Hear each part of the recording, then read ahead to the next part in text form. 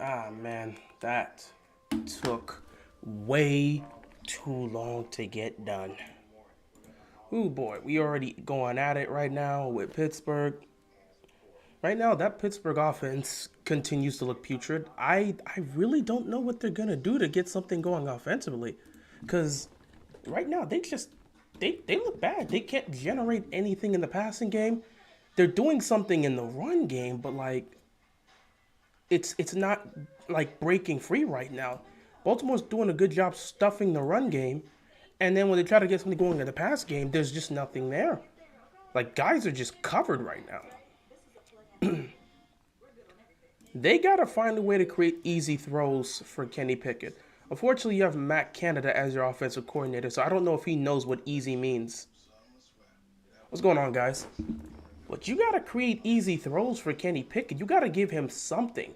On first down, instead of just handing the ball up the middle and running it, why don't you try a wide receiver screen or something? Just try something to you know catch Baltimore's defense off guard. If Baltimore catches it, well then so be it. You gotta get something going. A screen, just a quick throw, a slant, something. You have to get something going if you're the Pittsburgh Steelers. As for Baltimore, you just keep playing your game plan. Baltimore continues to be great running the football, and they continue to be great in the red zone. They're putting up points. I don't blame them for booing. I do not blame any Steeler fans for booing. Because this offense right now, they don't look like they can do anything.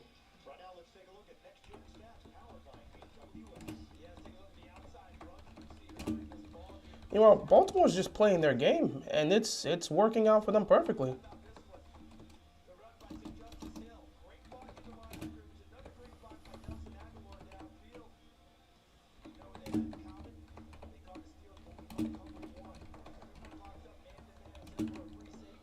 So I've missed some stuff. Obviously, Baltimore got the ball first.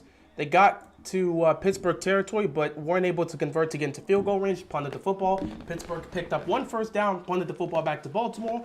Baltimore goes down the field, scores a touchdown, takes a 7-0 lead. Pittsburgh gets the ball back. They go 3 and out, and now Baltimore has the ball once again.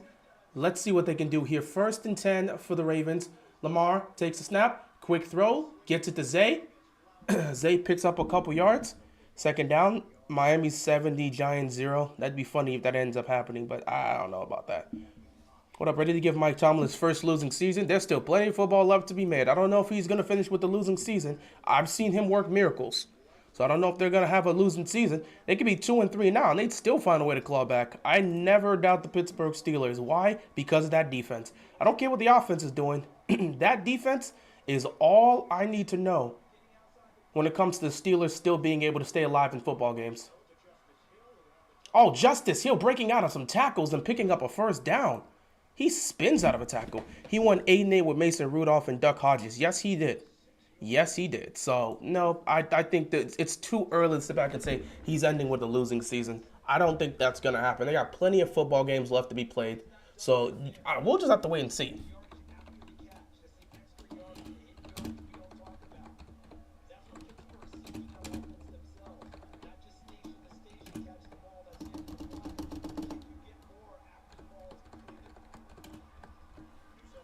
Lamar looking, got time, pump fake, nothing's there. Lamar's going to take off. Lamar's going to break tackles. Lamar's going to pick up about 9 yards. 2nd down coming up for the Ravens.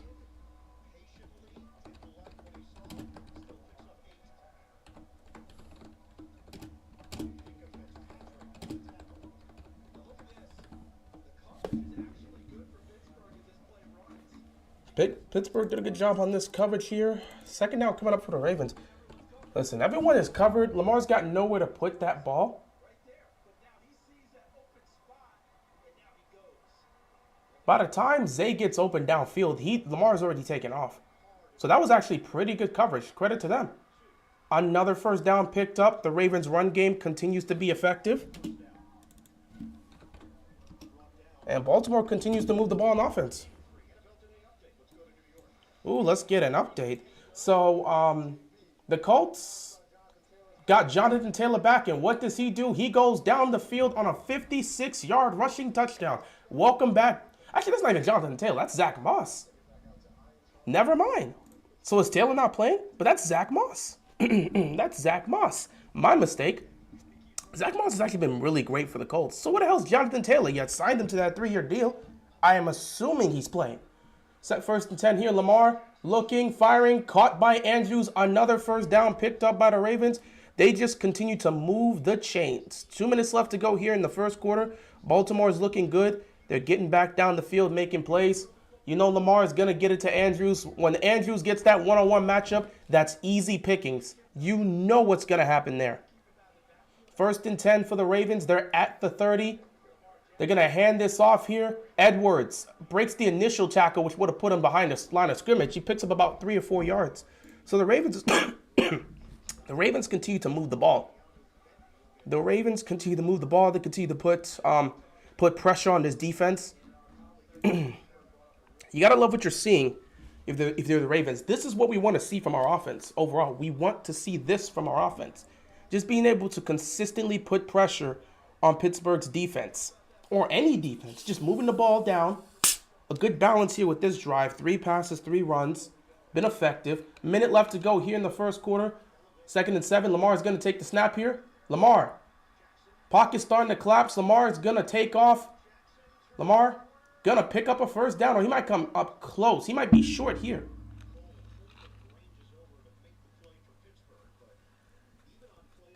This might be a little short. So it might be 3rd down and short here.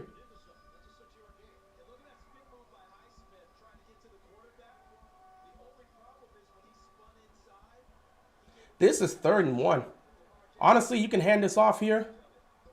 And there's the first down. All right, that should be the final play here in the first quarter. Ravens are going to start off the second quarter inside the red zone.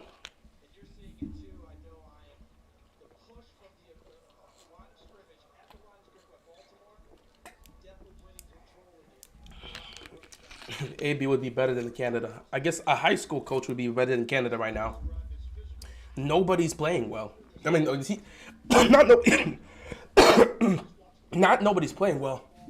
I look at the offensive coaches, be it the offensive coordinator, receiver coach, whatever the hell they're doing in Pittsburgh right now. Things just ain't working out over there. It starts with Matt Canada when it comes to the offense, but I don't know. Things ain't really working out for them right now. So done with the offense. I'm not saying anything bad about Kenny till Canada is gone.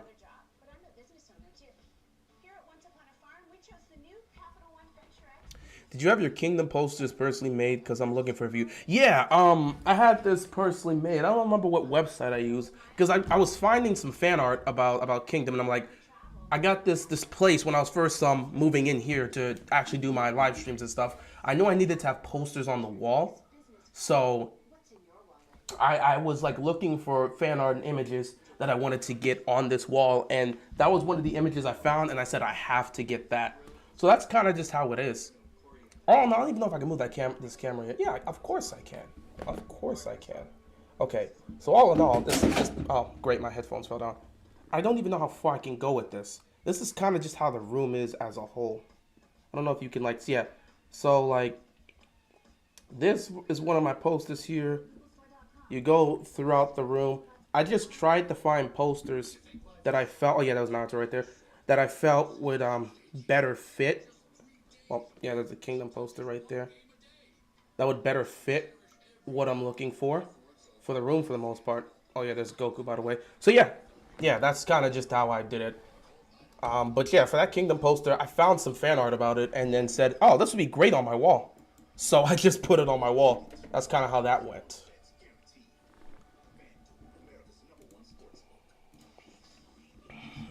Lost by 20 to the Bears. Personally, I don't care. I don't care. I said my piece on Thursday night. Until some changes are happening in the coaching staff, I don't care. You got talent on this team, but you got a group of coaches that don't know how to utilize that talent. Personally, I don't care. I do not care. In fact, if I got over that real quick. I'm more disgusted with what I saw yesterday by the Dodgers. That's actually what's pissing me off. Baltimore, you know, the Orioles, it's their first time in the playoffs, or first time hosting a playoff game since, 2016? Hell, it was the first time they won the playoffs since, 2016. So I expect them to get, that was a close game between them and the Rangers. I'm sure they'll be fine in the second game. Get yourself together. They'll bounce back. But the Dodgers suffering the biggest home loss since you moved to Los Angeles in 1958, that in a playoff game. I was more disgusted by the Dodgers than what I saw from the Commanders. Anyway, 1st and 10 here. Empty backfield for Lamar Jackson.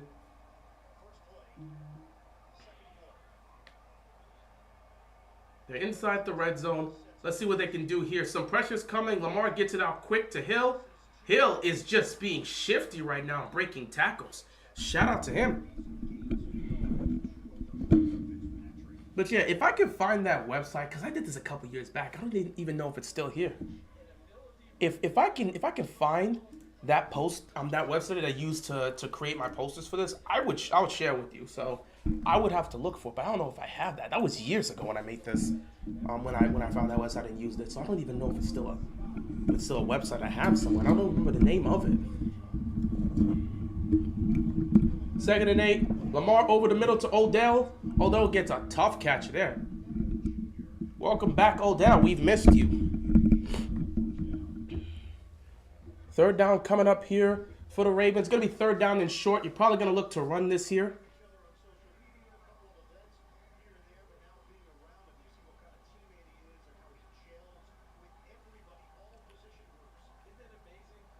It's 3rd and 2.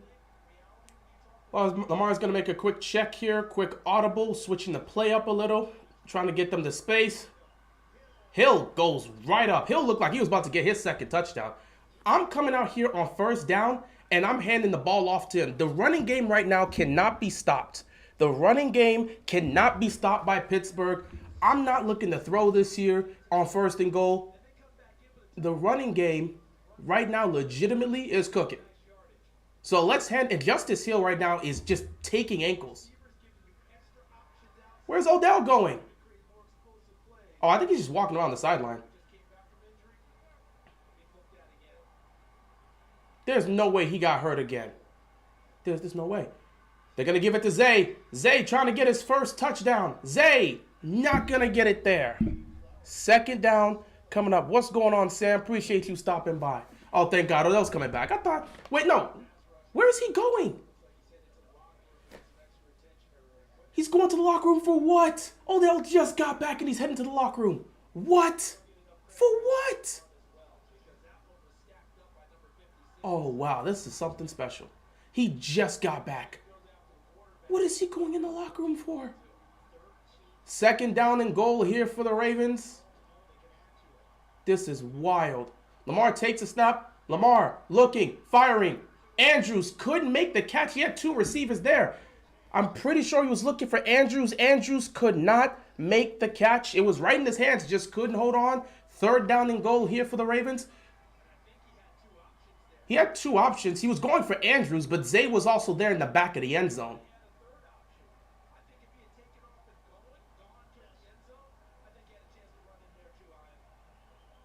Third down and goal here. Can the Ravens get a touchdown here, or will they be stopped and forced to kick a field goal? We'll see. Defense is going to send some pressure here on 3rd down. Lamar fires. Caught. Bateman cannot catch a football.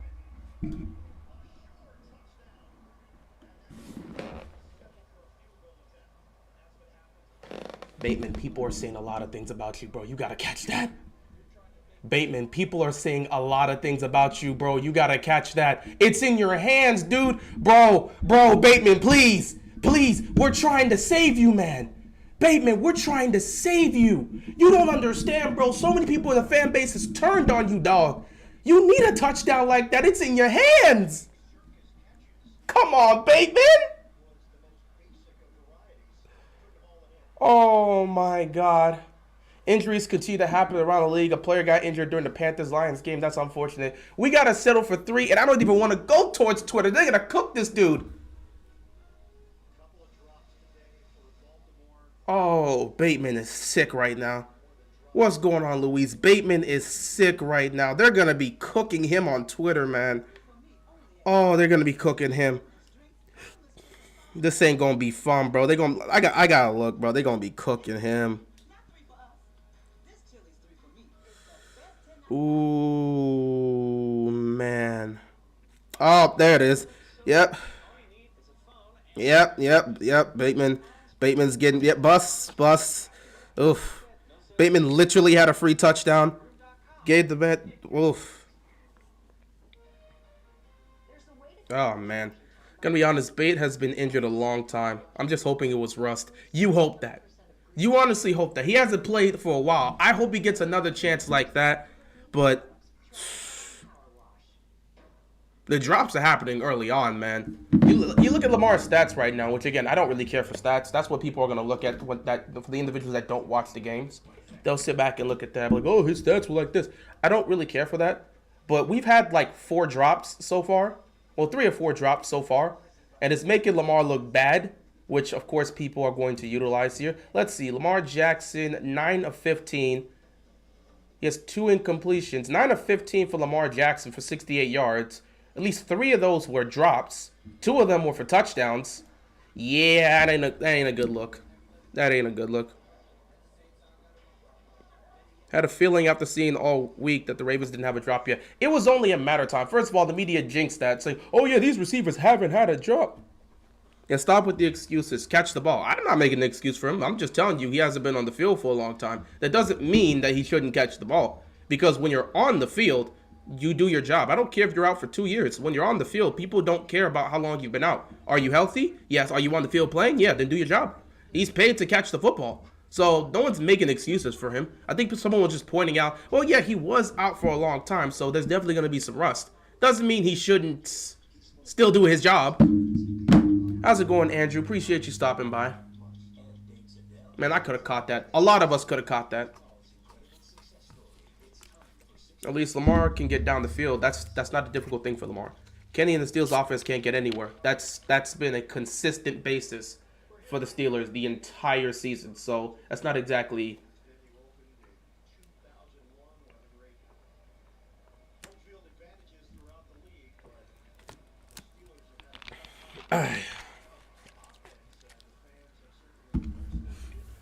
Well, just like all these weird things happen with Ravens Steelers, somehow the game is still up there. If it's 14-0, we're not having this conversation. Oh, look, a flag is on the play. Watch this be somehow on Baltimore, which gives them 15 extra yards, which is going to help try to kickstart something on this offense. Please be a hold on Pittsburgh.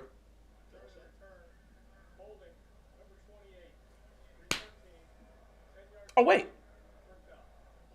Okay, we're good. We're good.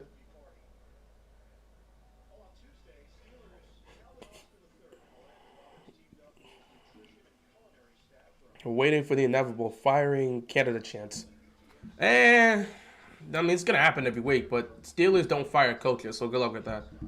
What happened? Oh, flag was on the play, but it's on Pittsburgh, so it's not exactly what Pittsburgh wants to see. So they're starting at their own 10. So Kenny Pickett with the ball here. He's going to fire it incomplete. Ooh, looking for Washington there. Could not connect. Roquan Smith all over that play. 2nd down and 10. Again, Baltimore right now is kind of just, they're just getting within the rhythm. I think right now you're looking for guys to get involved in. You had Andrews on 2nd down. You know, Andrews sometimes can be iffy with his catches, but we know he'll make great plays, and there'll be a time or two where he drops passes because everybody drops passes in the league. It's how you see things. And then with Bateman, that one he's got to have, bro. Bateman's got to have that. I ain't gonna lie. Bateman has to have that touchdown there. 2nd down and 10. The defense is doing their jobs. And a timeout is called by Pittsburgh. So we'll see what happens here. Either way the game's going. Well, I mean, they already drafted Zay Flowers, so it's not like they were going to draft another receiver. Or at least you talked about during the bait. Oh, wait, you talk about, okay, never mind. I know what you're talking about. Bateman going to the doghouse? No, he's not, because you're not going to take away an offensive weapon. Even, he just got back, so they're going to work him through it.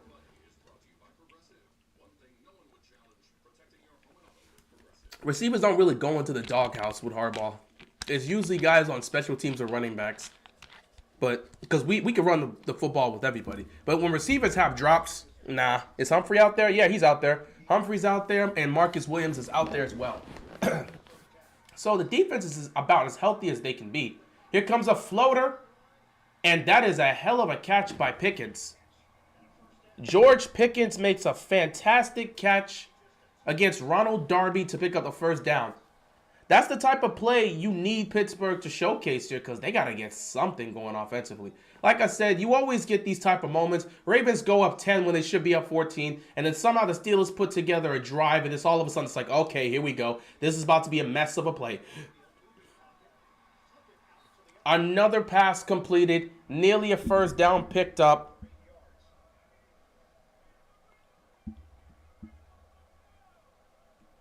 Game just started. Plenty of time for Bateman to get... Well, we're in the second quarter, but you're right. Plenty of time for Bateman to get redemption. But I'm not worried about that. You move on to the next drive. All of a sudden, Pittsburgh is able to move the ball. Another first down picked up here. Like I said, it's just clockwork when it comes to the Ravens Steelers. Things just start making no sense.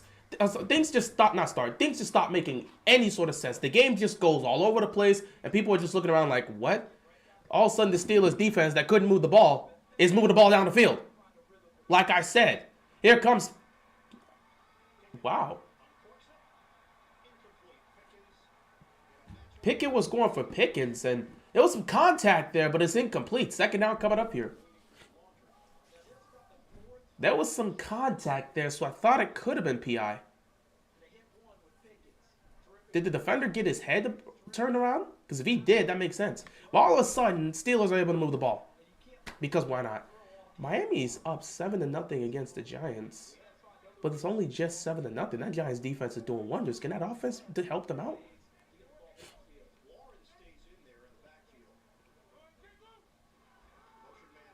They're going to toss this here, and they're going to pick up about 4 yards, actually. No, 3 yards. 3 yards there.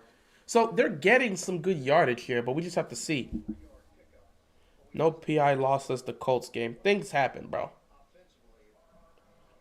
At the end of the day, bro, the refs are doing this. I'm fine with it. I'm fine with it because if they're going to if they're going to call the games like this, be consistent come playoff time. Don't start ignoring those plays and letting the players play. Then come playoffs, you're going to call a penalty there. Why? If you're going to do those no calls and let the players play, you better do the same thing in the playoffs. 3rd and 6, Pickett has all the time in the world to find a wide open receiver. If you give any quarterback 5+ seconds to throw, somebody's going to be left wide open. So here's the thing that becomes a problem for Baltimore right now. They don't really have a pass rush. They cannot really generate... The only person that's doing something is Clowney. And you can't expect one guy to be able to be your whole pass rush. There's no Odafe Owe. There's no David Ojabo. And a lot of the pressure we've gotten when we've gotten to the quarterback in sacks have happened from our linebackers and our safeties. So what do we do with that? We don't really have much of a pass rush. And like I said, Pittsburgh, for some reason, is able to put together a drive where they're moving down the field and everybody's confused as to how that's happening. Oh, look at that. Touchdown. Oh, wait, what? He overthrew Bro, Pickens is open. How did you overthrow him? Bills-Jags was still boring into the fourth quarter. Well, the first quarter was interesting. Second and third, nothing happened. Fourth quarter, things got crazy. He just overthrew Pickens, who had a step on his defender. That's a touchdown that Pickett can put it on him. And look at Pickens going back to the sideline. He don't look happy. He knew he had a touchdown.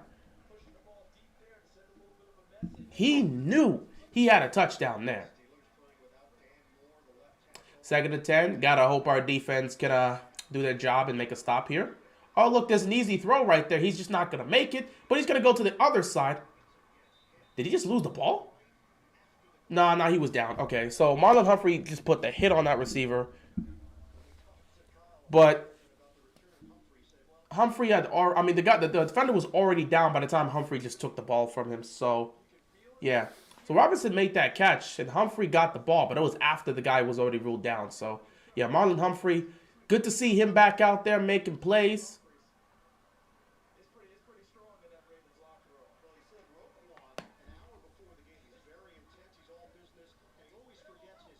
Third down and 6. Can the Ravens defense make a stop here, force them to punt the football because they are not in field goal range. Here we go. Pressure's coming. Pickett's going to get smoked.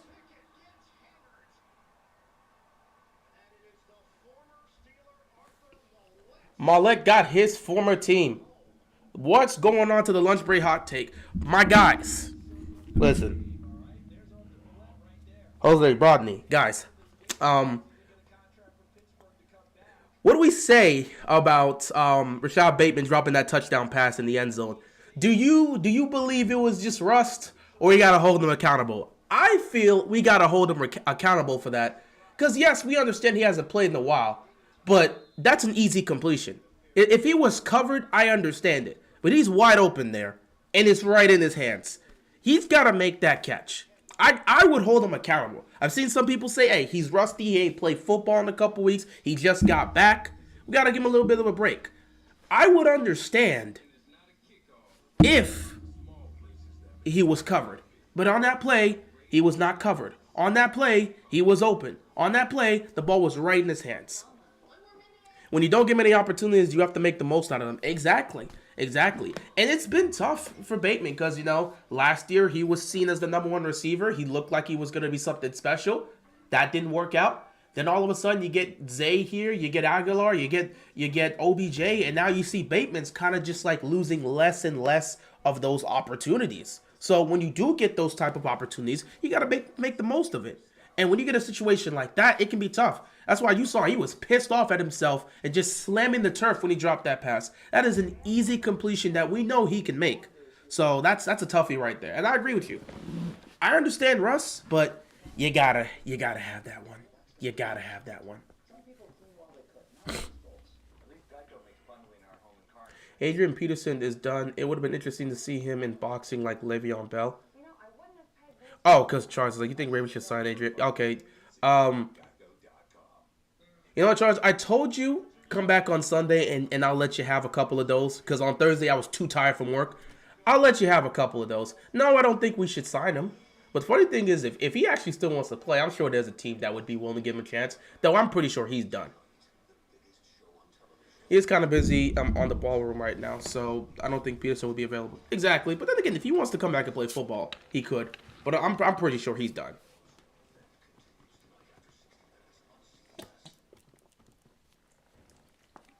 My coach would have had me walk home dropping a catchable pass. A lot of coaches would do something like that. Got to be disciplined for that. If you were covered, it's understandable. But you are not covered, sir. You are wide open. In an offense where we are spreading the ball around and you're not going to get a lot of opportunities, you got to make the most of them. Bateman's not going to get the same looks he got last year because he's not the #1 guy. There's more opportunities, more targets to spread around. If you're Bateman, you got to make that catch. You got to make that catch. Quick score update here, by the way. Because Ravens are starting. Oh, God, we're starting from our own 9? Well, that's fun. So, 1st and 10 for the Ravens here. Gonna hand this ball off to Gus Edwards. And he's gonna pick up a couple yards. Falcons up 7-6 against the Texans. So, we'll see how this goes. CJ Stroud right now is 7 of 11, 100 yards. It's great to see he is not throwing an interception. He has been clean throwing the football. At some point, he's gonna throw a pick, but right now, he's been clean.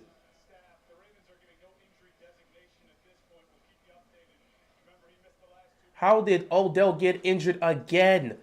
How he literally, I saw him for one play, and then he gets hurt again. Wow, this is something special.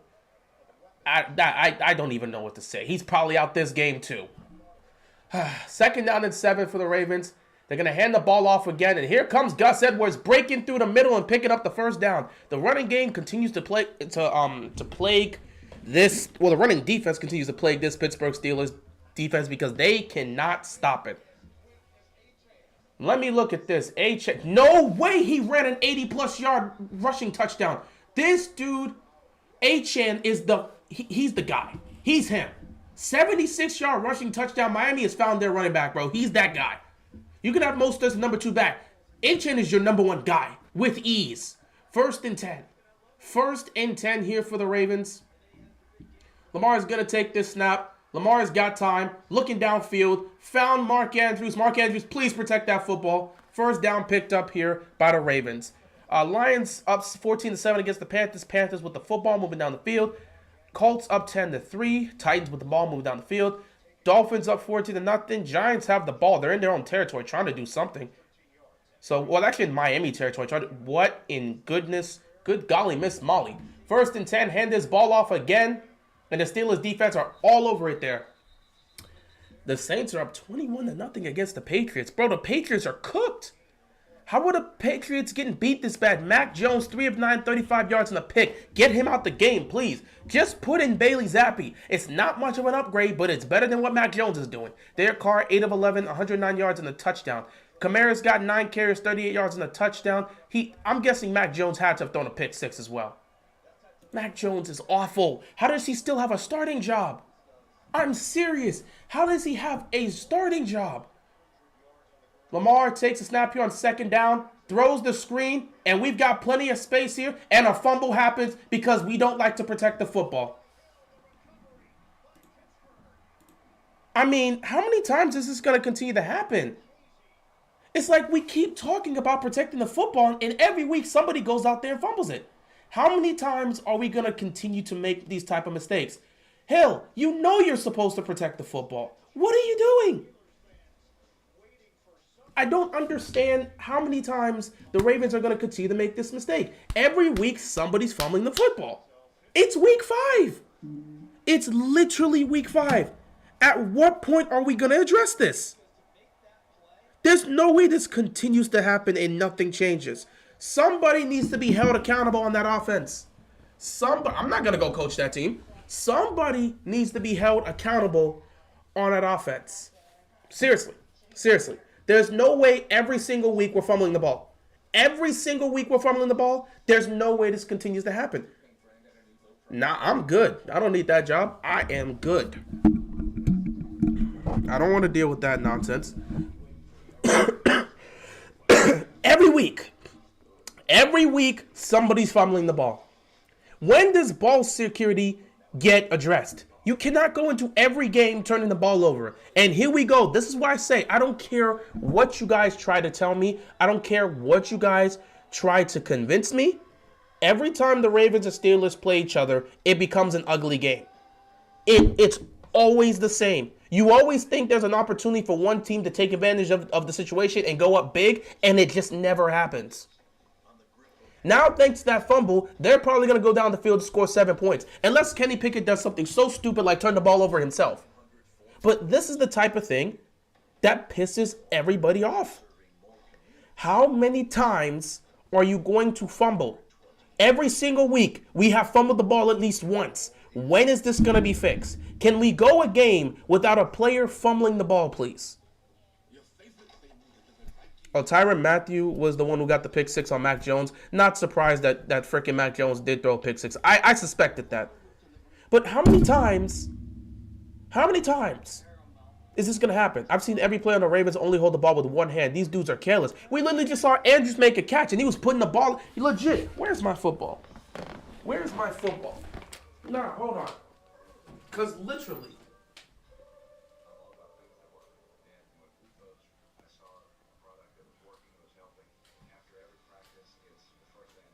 We legitimately saw Mark Andrews make the catch, and then he holds the football like this while he's trying to stiff arm a defender to get off him. And I'm like, Andrews, tuck that ball back in. But everybody on this team is just loose with the football.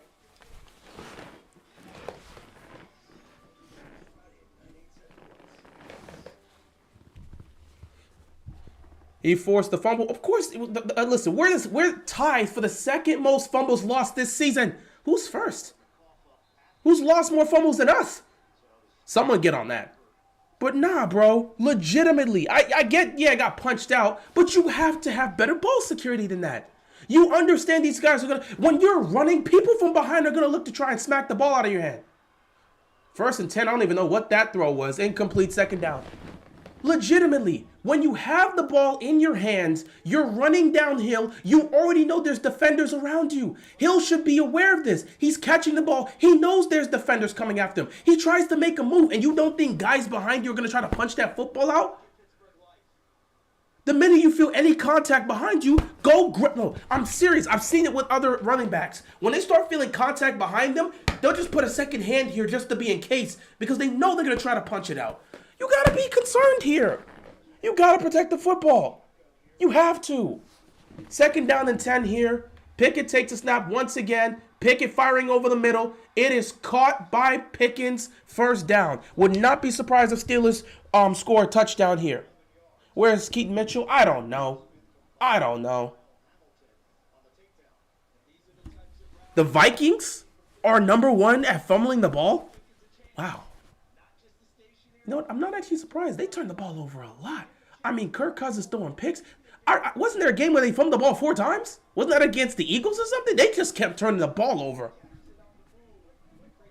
The team really likes to make games close. All these drops and now the fumble. Dude, it's like this with every divisional game, and it never gets old. Look at this end around that's going to help them pick up another first down because it's the same story with this team. I'm telling you, when it's Ravens Steelers, I don't care what you want to say. Ravens got all the players in the world. It don't matter. I told you guys this. I watched a battered and beaten Ravens team in 2015 beat they were 10-5, I believe. They were 9-5, I think. Actually, not 9. They were 9-5 that year.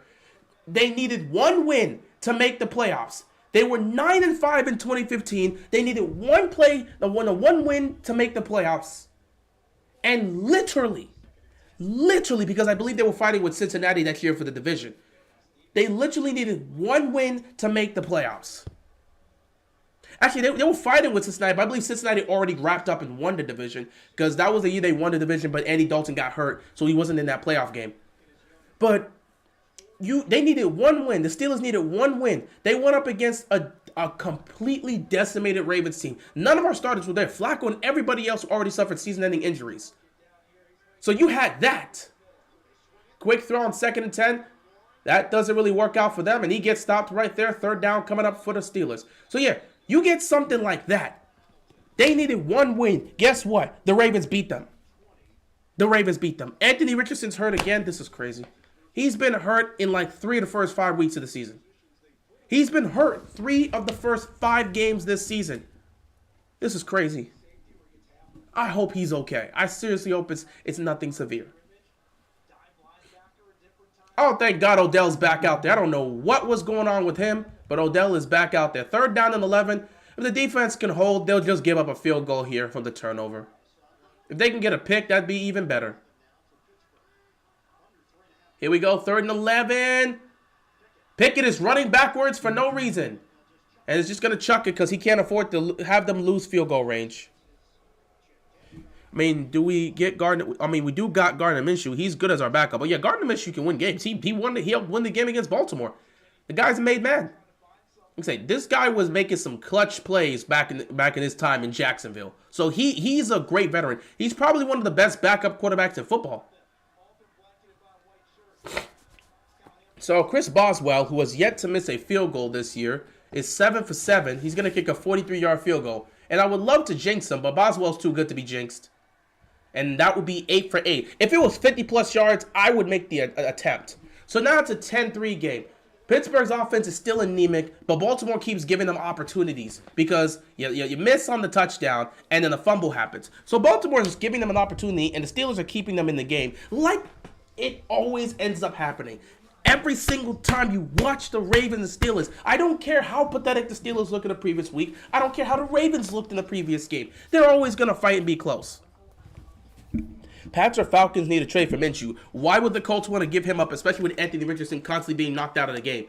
There's nothing the Patriots or Falcons can give up that would make them want to trade for Gardner Minshew. Actually, there's nothing the Patriots can give up. The Falcons do have somebody that they can give up. I don't know if they want to get another weapon in Kyle Pitts, but that's a conversation that can be made.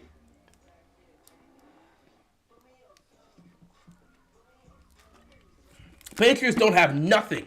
The Patriots don't have a damn thing that the Colts would want.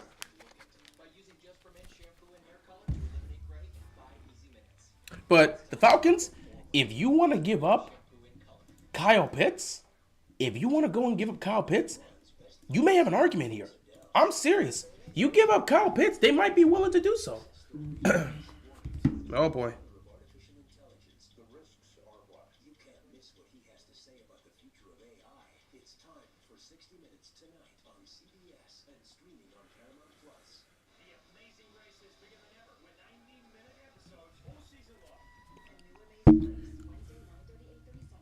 Oh, I know who Flight is. I know who Flight is, and I watch his reactions. So yeah, I know who Flight is.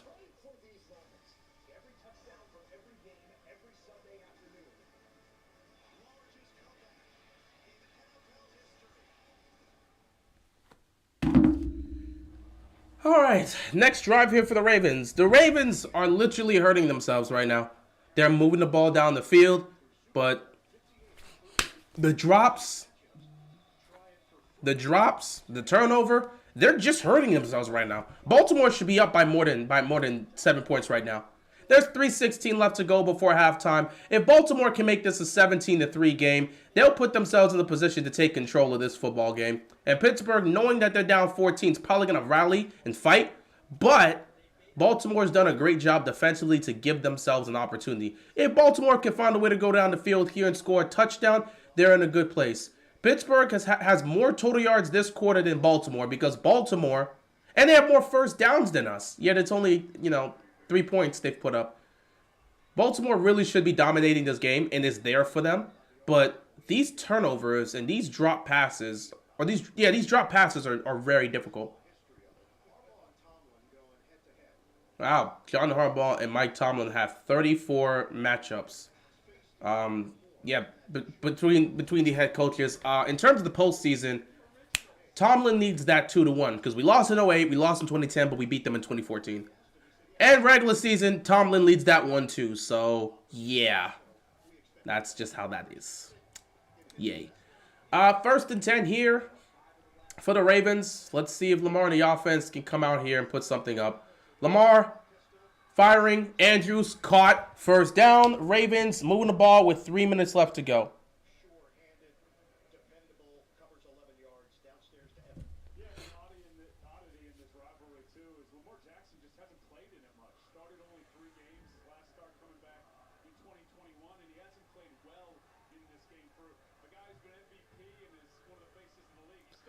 First and 10 here. Empty backfield here for Lamar Jackson. Odell is back on the field. Oh, that's a bit of a jump, but they didn't call that. Lamar. Zay dropping that pass. Zay, you got to make that catch. These drops are looking bad. Mac Jones sucks. That's not a surprise. That man is having his rookie moment. He can't catch the football to save his life.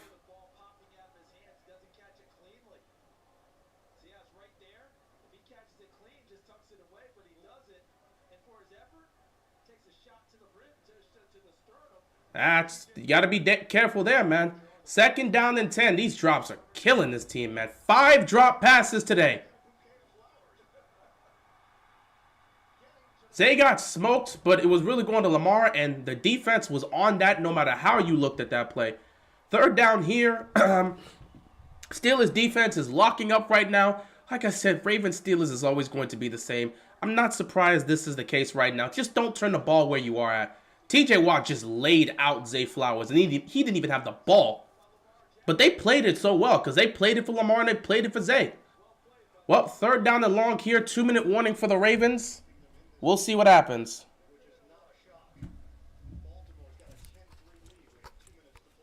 Why do we draft a 5'3" dude who can't catch? Yeah, you want to do that. Let's pretend like the previous 4 weeks didn't happen to push this agenda that Zay Flowers can't catch. Let's forget the catch he made in between those 2 defenders against Cincinnati. Let's forget all the other catches he's made because he's had a bad drop performance here. Y'all did the same nonsense with Hollywood, and you're doing it here. Mac Jones threw another pick. Is anybody surprised? Okay, he threw another pick. We know he's trash. We don't even know how he starts a starting job. Probably because they don't have anybody better.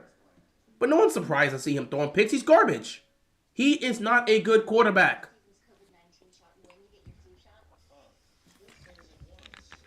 Man had a great rookie season, and he legit digressed from there. He has digressed from what he had in his rookie season.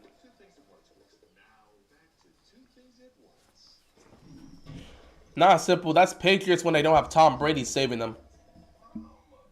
So let's look at the quick scores here. 7-6 game between the Falcons and Texans. Falcons had the ball. Lions inside the red zone. They're at the Carolina 11, 1st and 10 for them. They're up 14-7. Titans were able to put up another field goal to keep the game close. It's a 10-6 game. Colts with the ball, though. Dolphins back in the red zone. Giants were able to get a field goal, but the Dolphins back in the red zone. First and goal at the Giants 4. They're probably going to make that 21-3. Saints still up 21-0, moving with the ball inside Patriots territory because Mac Jones is garbage. We have the ball 3rd and 11 at our own 34, and we just go from here. There's actually not a lot of 1 p.m. games so far because you actually got 1, 2, 3, 4 p.m. games. Then you got the 8:20 game, and then you got a Monday Night Football game. Wow, I'm surprised. How many games? It feels like it's supposed to be longer than what we see, but maybe this is the normal case. Oh wait, I forgot because we also had that London game. That London game makes it a lot different. Seriously, only up 7. Are you surprised? Dude, you pretend like you don't know how this rivalry works. How often do you see the Ravens blow out the Steelers? How often do you see the Steelers blow out the Ravens? Even in Lamar's MVP season, we didn't blow these guys out. We went to overtime with them. Why are y'all surprised? You thought we were going to walk in here and destroy the Steelers? At what point of this rivalry? How often? There's probably 2 or 3 blowouts that's actually occurred in this rivalry since 2008. What are you surprised for? You thought that we were just going to walk in and destroy the Steelers as if this rivalry hasn't been made based on what it is? As if that Steelers defense doesn't get up when they know they got to play the Ravens? You're surprised by this? Come on, man. This is literally within the vicinity of how these situations go for Baltimore and Pittsburgh. Nobody's surprised by this. 3rd and 11, Lamar, deep drop back here. Lamar's got time. Lamar's going to fire. It is caught by Andrews, and Andrews is going to pick up our first down. We blew them out week 1 of 2011. That's probably one of the few times we've actually blown them out. That might be the only time we've blown them out. How often, how many times have we blown out Pittsburgh? Please, name the amount of times we blown out the Pittsburgh Steelers throughout this entire era of a rivalry. How many times have we done that? So why are you surprised here? 1st and 10. Good 3rd down play right there. 1st and 10 here. Lamar's going to take the snap here. Lamar's going to get smoked by TJ Watt. Patrick McCarry is not going to do anything against TJ Watt. Look at McCarry. Look at this menace. McCarry tried. He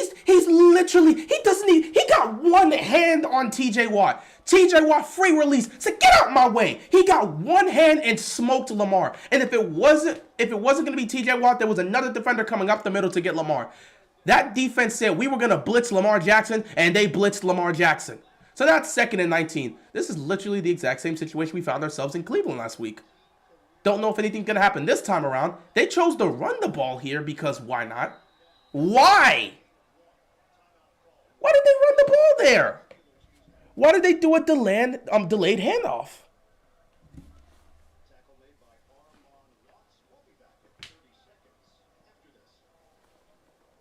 What the? You would think they would want to try to get more back. Why did they run a delayed handoff there on 2nd and 19? They were in this exact same situation last week. And against Cincinnati, they won this exact same situation. What did they do? They threw the football. They got some of it back. It's 3rd and 19. Punt the football. You're not getting anything back from this. Oh, my goodness. What was that play call? I'm kidding. I know they do the delay handoff thing to try and catch people off guard. And the Ravens' run game has been working. So that wasn't a bad play. The Steelers' defense is just on one right now. There's no way we're converting a 3rd and 18. The Steelers' defense would sooner collapse before they give up a 3rd and 18. Nothing. It's not going to happen here. But you're going to give Lamar so much time?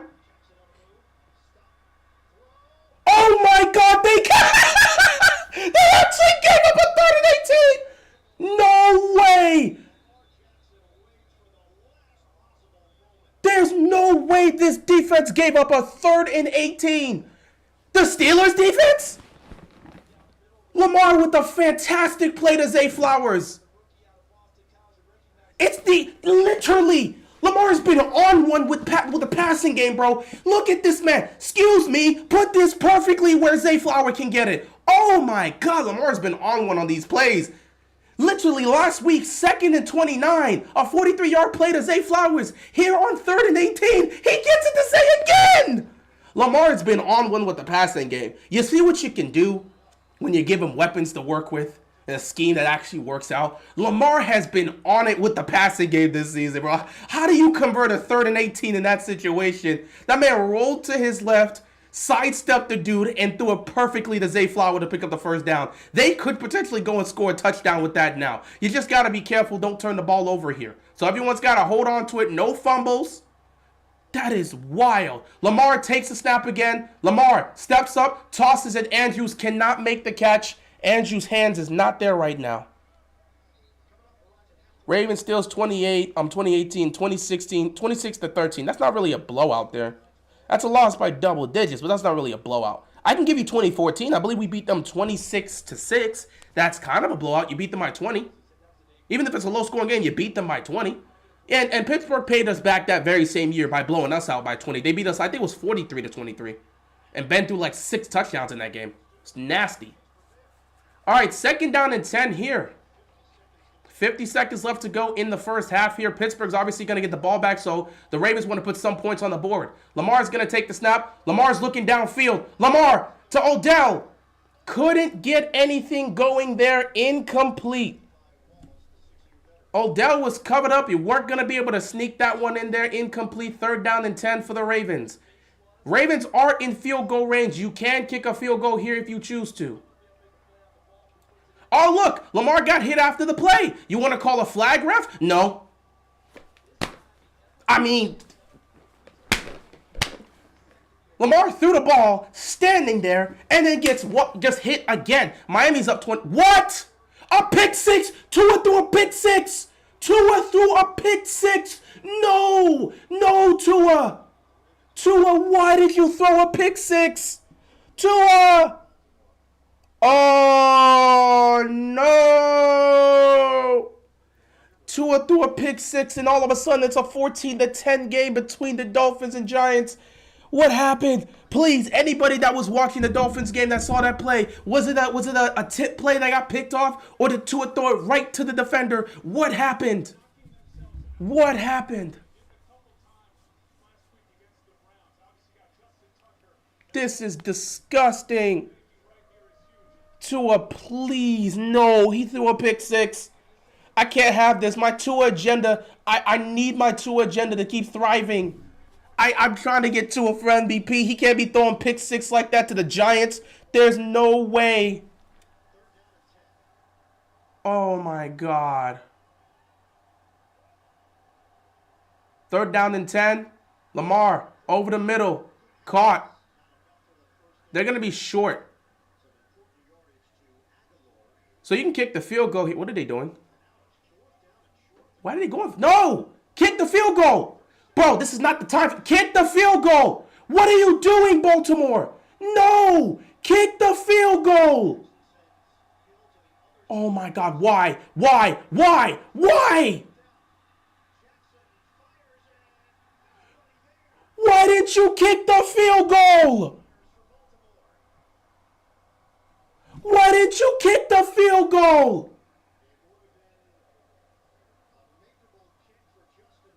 Why did they kick the field goal? These analytics are going to cost coaches their jobs. Call a timeout.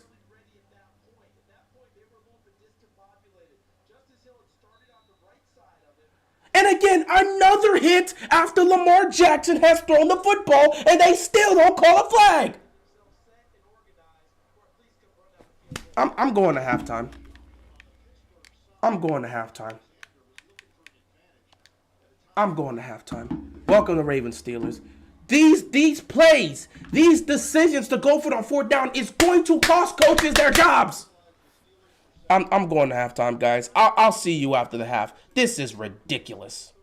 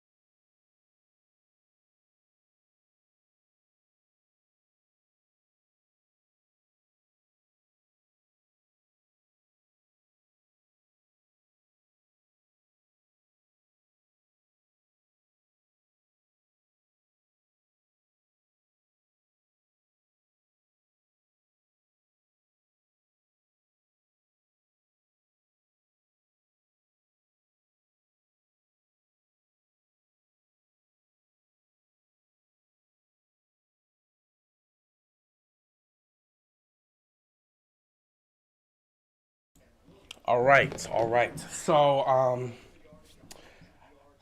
I was on Twitter and I saw some things, and I gotta say this. I gotta say this. I need to see the press conference after this game. I legitimately need to see the press conference after this game because I feel like they gotta ask a question as to what happened. Because I saw some things on Twitter that showcase what may have happened there. 7-5, good catch by Robinson. Dropped immediately, third down and short coming up here for the Steelers. So yeah, I saw something on Twitter that could have shown what may have happened there. I need them to give clarification. They can ask Lamar and Harbaugh after the game, but I've seen some people say what could have happened there was a situation where Baltimore thought they had gotten a free play because it looks like one of the D linemen was offsides and they thought they were going to get a flag on that, so they wanted to run a free play. But no flag came on the field, which is why Harbaugh was stumped. Third down and 1. Ravens defense says no thank you. 3 and out. Punt the football.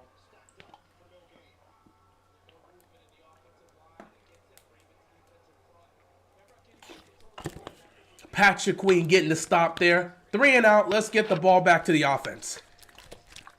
So yeah. What I'm hearing, again, I can't wait for somebody in the media to ask. I really cannot wait for someone in the media to ask. Because, like, I gotta know. I legitimately gotta know whether or not this was a situation where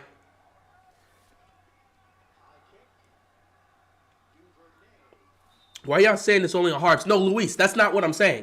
Luis, maybe some in the chat is saying that. I'm not saying that, Luis. What I'm saying is I went to look at some things on Twitter, and there's a possibility that Baltimore, the reason why that play ended up occurring the way they did is because they thought they had the Steelers defense offsides. That's what some people said. They looked and said it was possible that Baltimore thought they had caught one of the D linemen offsides, which is why they snapped the ball the way they did. You know, they were just lining up to see if they had a timeout, so they were just lining up to see if they can get one of the D linemen to jump, and then they can get a free play, which will give them an automatic first down. Some said it's possible they thought they saw somebody jumped, and they snapped the ball thinking they're going to get a free play because a flag should come up. But when no flag came up, Harbaugh and everyone else is looking around confused as to why there's no flag on the play. So they have to ask this. They have to ask this. They legitimately have to ask this.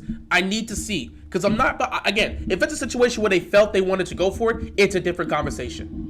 It's a different conversation if it's a situation where they willingly chose to go for it. If it's a situation where they wanted to go for it, where they didn't want to go for it and thought they were going to get a free play because they saw somebody jump, only to not see a flag, that's a different conversation.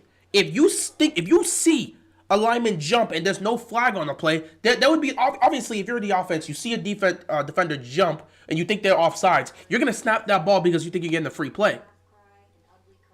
If that's the case, you would, of course, go for it there. So some people are saying that the offense thought they had seen one of the D linemen for the Steelers jump off sides, which is why they chose to snap it there. I don't know if that's the case, but I gotta hear that. I gotta hear from Harbaugh and from Lamar. I gotta see, because again, I'm not sure if it's a situation where they wanted to go for it. Yeah, because Harbs usually has a good reason to go for it. I don't know if they wanted to go for it, because I've seen a lot of people point this. They're showing it right there, and they're saying one of the linemen may be offside, which is the reason why the Ravens chose to snap it there. Because, you got Justin Tucker. There's no reason they would normally snap it in those circumstances given the time. So I need to see. Come press conference, I need to see and hear from them. I need to hear from Harbaugh, and I need to hear from Lamar. If they say they saw someone offsides and thought they can get a free play, at that point, they're off the hook. It's not a bad decision. If you think you just saw a player offsides, you think you're getting a free play. So obviously you would snap it there. But we'll see. We'll see. We will see. So, if not, I'm holding both of them accountable. Because there's no reason to go for it on fourth down when you have Justin Tucker. If it's a situation, Gus picked up a couple yards here, second down coming up for the Ravens. If it's a situation where it wasn't an offside play that caused us to snap that. We wanted to go for it. If Lamar wanted to go for it, looking at how that play ended up going, someone should have called a timeout. If Harbaugh did not feel comfortable going for it, he could have at least called a timeout and talked to Lamar and said, let's see. Let's have a conversation here and discuss whether or not we want to do this. But they didn't do that. So, and the look on Harbaugh's face, he's had some of those looks when plays haven't worked. Lamar's got the snap here, looking, going downfield, gets it to Zay. Zay picks up the first down. Zay breaks a tackle, and he gets to near midfield. First down picked up by the Ravens. So, yeah, I gotta see. We've seen Harbaugh be stumped when plays don't work, but he looked genuinely shocked as to what happened. And it looked like everyone was looking for a flag.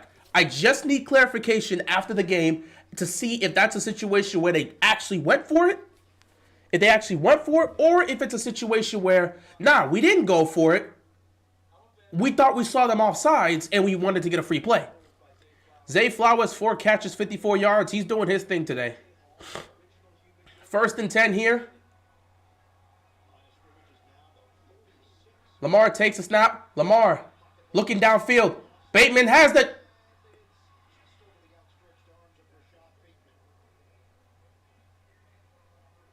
We can't save you, bro.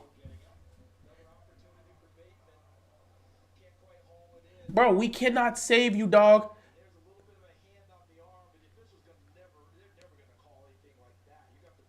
I can't even really fully blame him on that one. One of his hands was getting... I don't know, bro. I don't know.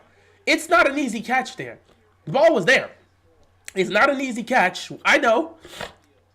And the defender was grabbing on one of his hands, which, again, they were fighting for it. You expect that. So I don't even know if I can fully sit back and say, yeah, Bateman's just trash. He should have caught that. I don't know if I can say that there. It kind of looked like a sit. Please don't be down. Okay, we're fine. I'm not sure if that's one I would sit back and say, oh, yeah. It's totally a situation where Bateman should have caught that pass. Not fully sure. Here comes Odell into the game here on 3rd down and 6. Baltimore is in Pittsburgh territory, but they're not in field goal range yet. Can they pick up a 1st down here to move the chains? You know Pittsburgh's defense, they're actually at midfield exactly. You know Pittsburgh's defense is going to send pressure here on 3rd down. So you got to get this ball out quick. Here they come. Lamar. Pocket collapses. Lamar going to try to take off. Lamar is going to get smoked and dropped. There was nowhere for Lamar to go. They swarmed him.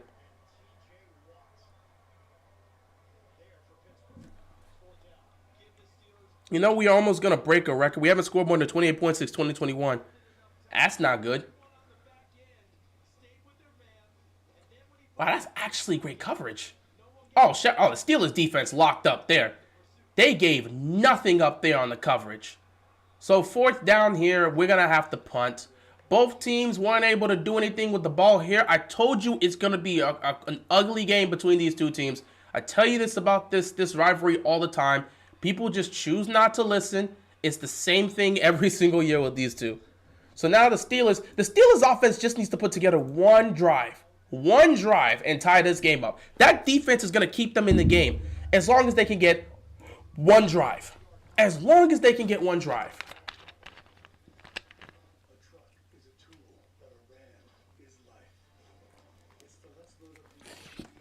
All right. Texans up 9-7 against the Falcons. They're starting off the second half here.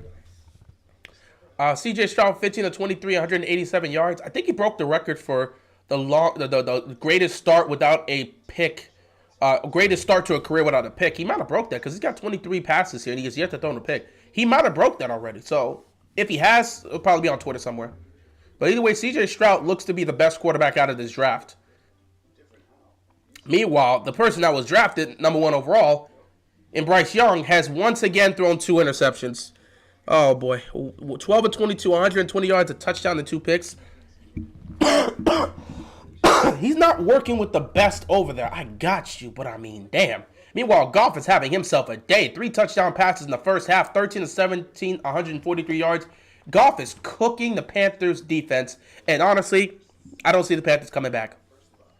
Titans are up 13-10, but the Colts are in the red zone.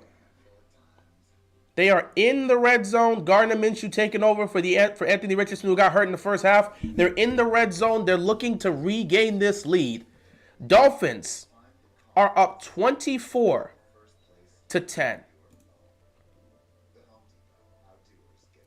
24-10, Tua 16-22, 276 passing yards, 2 touchdowns and a pick. Daniel Jones 10-13, 96 yards. He's doing nothing, and that offense is doing nothing. So they're down 14 now, so we'll see how that goes.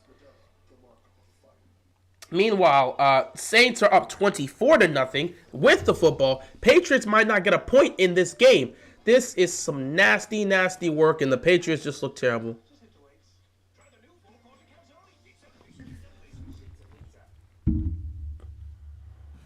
We blew the Steelers out last week when last week of 2019 when the Steelers were in a win-and-in scenario. They won a 2019? I don't believe they were in a win-and-in situation. You're thinking about 2015 when they were in a win-and-in. The 2019 Steelers were not in the playoff race. The 2019 Steelers, they weren't in the playoff race. That's the 2015 Steelers who were in the playoff race. We beat them on, I believe it was Christmas. I don't know if it was Christmas Eve or Christmas Day, but we beat them and we were decimated. Actually, no, and that wasn't even the last week of 2015. That was the second to last week. I don't know. I'm trying to remember in 2019. They were in the playoff race, I guess, but I don't know if they were in a win-and-in type situation. That Steelers team, the last season, okay, they beat them 28-10. That's great, but I'm trying to remember if they were in a situation where it's like, they could be in the playoff race, but I don't think they were in a win-and-in type of situation. I don't think that was 2019 with the Steelers, where they were in a win-and-in type of situation. They might have been in the playoff race, but it's a situation where they probably needed more help. So they needed to win that game, and they needed a lot of help. I don't remember them being in a win-and-in type situation. They would have performed much better if it was a win-and-in type situation. They're going to run it here on 2nd and 5. Najee finding the hole and picking up the first down. The Steelers offense really just needs one good offensive drive to put up points. Bateman makes me sad. The fan base is pretty much giving up on him. Listen, at some point you got to produce. I'm sorry. It's unfortunate that you have suffered through all of these injuries. Well, sorry. It's unfortunate you've suffered through these injuries. It's tough. It's tough. It's tough, especially as a wide receiver, to suffer through all these injuries. But, dude, when you're on the field, you have to produce something. You have to produce something. If you're not producing anything, what can we say about you? You understand there are draft busts that are busts due to injuries. It's unfortunate, but they're busts due to injuries. Pickett's just going to throw it incomplete. 2nd down and 10. Good defense on that play. But yeah, Bateman, you have to do something. There's no way you can defend anything you're seeing from Rashad Bateman right now. Yes, he's dealt with injuries. Yes, he's missed a lot of time. And it's unfortunate. A guy that didn't suffer through injuries in college comes to the Ravens and he's done nothing but suffer through injuries. I got you. I understand. It's unfortunate. It's tough. But when you're healthy and on the field, dude, you have to do something.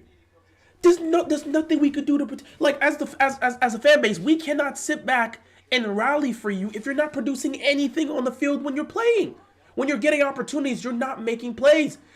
Here comes Pickett reversing and throwing. Nice pass and an immediate tackle right there by Roquan Smith. Robinson makes a good catch, but he gets dropped immediately. Ravens defense was not having it. We need to draft an O-line and a running back that doesn't fumble. Well, I mean, Gus Edwards doesn't really fumble. So, and no, we don't need to draft another running back. We need to just focus on the offensive line.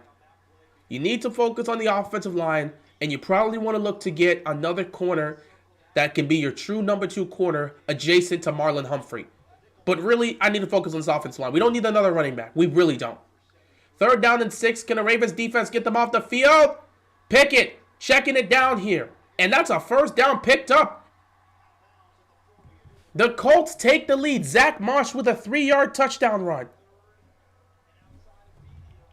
Why is the Ravens offense so bad? The Ravens offense is just dropping passes, dude. I don't know what to tell you. Today, I can tell you the reason why they're looking bad today is because they're just dropping passes. I don't know what else to tell you. They're just dropping passes. You finally get Bateman and Odell back just for the receiving corps to be like, let's drop some passes.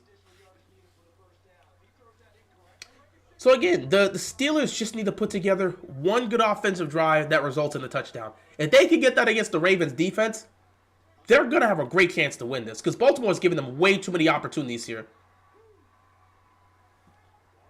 That's a great run. About 6 yards picked up. The downfall of Bateman was when he fumbled against the Patriots last year. It's just gotten worse, man. It's gotten worse for him. It's gotten worse for him, and it's unfortunate. Falcons with the ball, looking to try and regain this lead. The Lions are going down the field. They're in Carolina territory again. Colts just took the lead. We'll see what the Titans can do. Giants with the football, but don't look like they're really going to go anywhere with this. And the Saints don't do anything with the football in this possession. Patriots get the ball back, and they don't do anything with it either, so they're about to punt. Mac Jones is awful. Just put in Bailey Zappi already. 2nd down and 4, and that looks like a sack. Yep. Kenny Pickett gets sacked. 3rd down coming up here for the Steelers.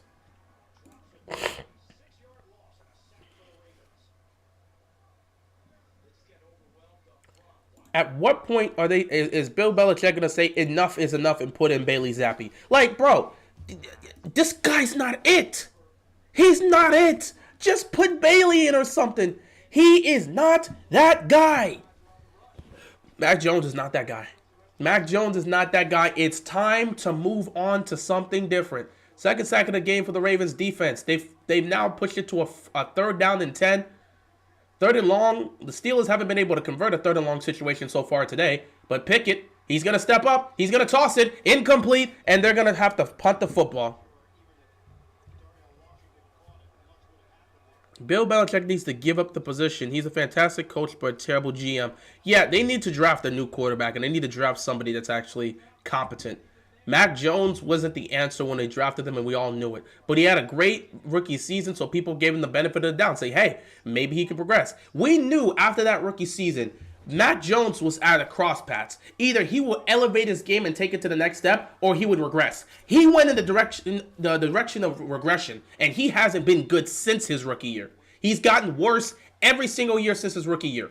At what point do we sit back and say, yeah, this guy's got to go? Belichick, the offense looked better with Bailey Zappi, and it didn't look that much better. He had a good rookie season because Josh McDaniels was there. Pats missed him. Yeah, I'm sure Josh McDaniels, I'm just going to leave it there with that. Because, I mean, we know a certain team ain't doing good with McDaniels there right now. Just saying, how are the Raiders doing with him as a head coach? He tried this once with Denver. It didn't work. He's trying it again with the Raiders. It's still not working. Bro, maybe you're just not, you just either not head coach material, you're just not ready yet. I don't know what to tell you.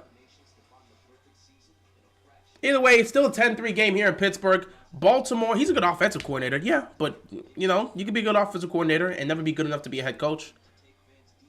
Might as well bring back Cam Newton. I don't even know if Cam Newton wants to replay for the Patriots once again. I don't know if he's looking to do that.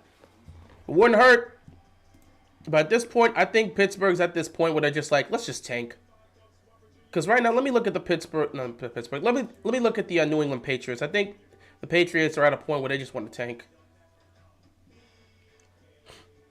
Lions are still in Carolina territory. They're about to make this 35-10. Let me look at the Patriots real quick. The Patriots are 1-3. They're at this point where they want to tank and get a good quarterback. They're at the point where they legitimately want to tank and get a good quarterback. They don't want to bring in a veteran. Their season is most likely going to be cooked soon. They're not better than the Dolphins. They're not better than the Bills. There's nothing you can do there. So they're not better than the Dolphins or the Bills. Nothing you can do in that circumstance. I don't know what else to tell you, bro. I don't know what else to tell you. Legitimately, I don't know what else to tell you, dog. They might just be willing to tank right now. If the Steelers don't score again, I don't think Canada is making it out of the stadium alive in one piece. He'll make it out, and he'll be back there next week. What do you think of Kyle Hamilton? He has taken a great step in year 2. I really love what I've seen of Kyle Hamilton. Obviously, his best game to date was against the Colts. Unfortunately, we couldn't win that one. But, man, he was everywhere. 3 sacks, man. He forced that fumble to happen. He was just the first guy to get to the back. He was just making tackle after tackle after tackle. He was batting down passes. Kyle Hamilton was playing great. You think Kyle Hamilton's a top 10 safety? The way he's played this year, you can make an argument he's played like a top 10 safety. Don't know if you can automatically declare him to be top 10, but he's played like a top 10 safety. So credit to him for how he's looked so far this season. And hopefully he continues to keep it up because I love what I've seen so far from Kyle Hamilton. He's been great. Keep it up. He's been great so far in year 2. Meanwhile, Ravens here 1st and 10 at their own 18-yard line. Can they get something going here? Lamar looking downfield to Nelson Aguilar. What a catch by Aguilar. That's not a juggle. That's a catch. talking that nonsense. Who would have thought the best receiver, the receiver with the best hands today would be Nelson Aguilar? Who thought that? Who thought the receiver with the best hands today would be Nelson Aguilar? That wouldn't be an incomplete. If anything, it'd be a fumble because he's made the catch, he's had the possession, he made multiple steps, you pushed him out, his knee's down. If anything, that'd be a fumble before anything else. You can challenge it. He's already made the football move. He's made a couple steps. He had his knee down. Bro, he had the ball in control. You can make an argument it's a fumble. That's a completed catch. That's a completed catch. We don't got to worry. If the refs screw this up, the refs love to screw the Ravens over. The refs love to screw the Ravens over. Take a look at the play. He had already cut it cleanly with his hands. He brought it back. He took 2 steps. He's starting to fall out of balance. His knee gets down, and he ends up losing the ball when he's on the floor. That's a completed catch. That's a completed catch. Tomlin can throw the challenge all he wants. That's a completed catch. Now, it could be a situation where they decide, you know what? Let's just say it's not a completed catch, just to screw Baltimore over on purpose. But that's a completed catch. And if the refs rule that wrong, we really got to start questioning if the officials are just out here doing some nonsense. Texans score another field goal. They are not able to score touchdowns right now, but they're scoring field goals. C.J. Stroud, 17 of 28, 203 passing yards. He's playing great. You got to love what you're seeing from this rookie. You got to love it. Meanwhile, Desmond Ridder is not doing a lot. 10 of 17, 121 yards. They have a touchdown, but still, I don't know what you can expect from Desmond at this point. Lions actually got stopped by the Panthers defense. We're forced to punt. Panthers get the ball back. It's still a 28-10 game. Colts up 17-13. Titans have the ball. They're inside Colts territory. Let's see what they can do with it. So far, Ryan Tannehill 15 of 21, 198 yards. Derrick Henry 10 carries, 33 yards. Meanwhile, you see Zach Moss taking the game over. 13 carries, 116 rushing yards, and 2 touchdowns. He is cooking with grease. Dolphins have the ball once again, and Giants aren't doing much here.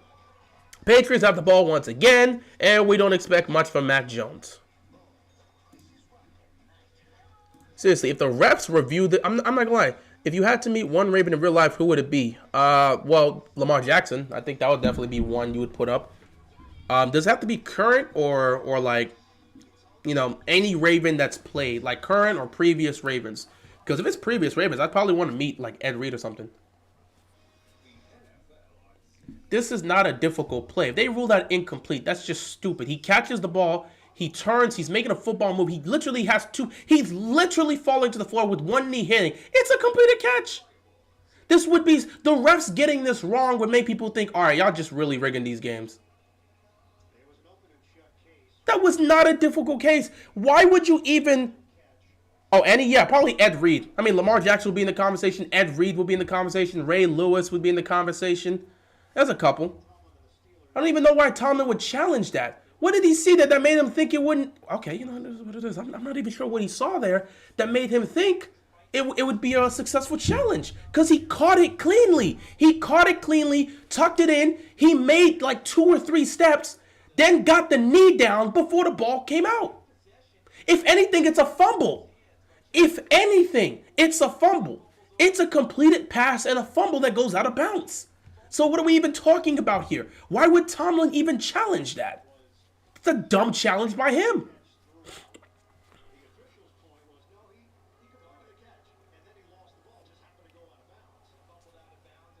So they counted it as a completed catch and a fumble. That's the most you were going to get out of that. That was a stupid foul from stupid challenge by Tomlin.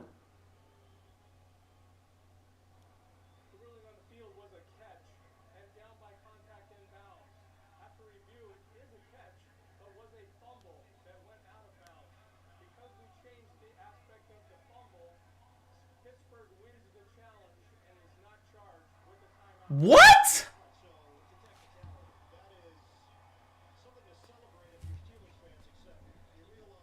Oh, wait, but it's still a first down, though. It's still a first down, though. So you won the challenge. So it's okay, I was about to say. So, yeah, they won the challenge. It's a completed... They won the challenge. But... So they keep their timeout, but it's still a first down because that was a completed catch. So I guess Pittsburgh keeps their challenge and nothing happens there. I guess that works out for them. It was a win-win situation, I guess. Lamar's going to take the snap here. Lamar gets blitzed, and he gets sacked. Wow. That's like a 10 or flag on the play because they might have pulled his face mask. Please be oh my God, please be on the defense. Please be on the defense. Yes! Defensive holding. Take that. That sack goes away. You don't get to have that. Also, Stanley got cooked on that. Minka Fitzpatrick holding basically saved a piece of film that clearly shows Ronnie Stanley got cooked on that play. Whoa, did Ronnie Stanley get cooked on that play? So instead, it's a first down for the Ravens. That was a huge sack. That could have been a 15-yard loss for them because Lamar went way back out there. They're going to start this off by running with Gus Edwards to see if they can go forward. Pick up a couple yards here. Second down coming up here for the Ravens. 4:43 left to go in this game. It was a hold on Odell. Oh, that's a clear hold. That is a clear hold on Odell.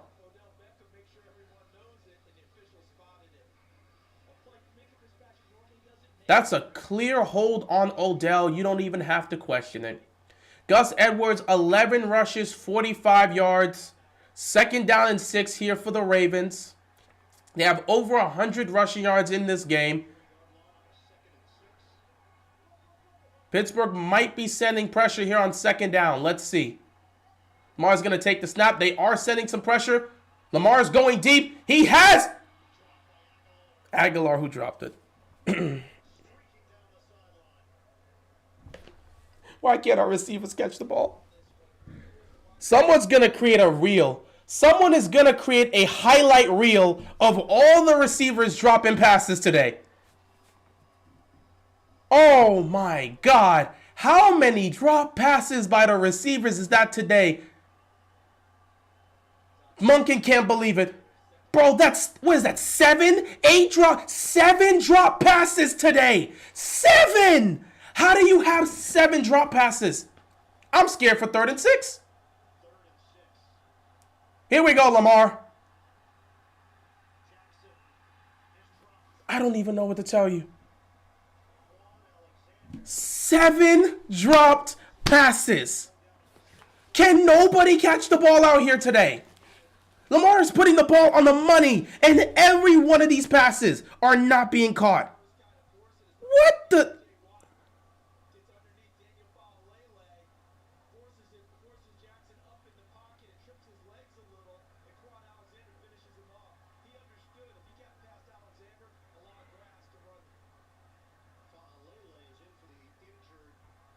This is insanity. 7 drop passes.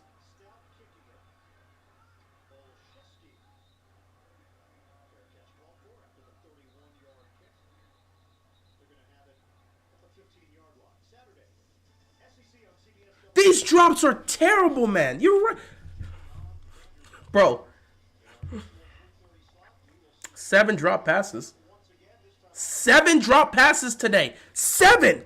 All of them in the hands of the receivers. All of them great throws by Lamar.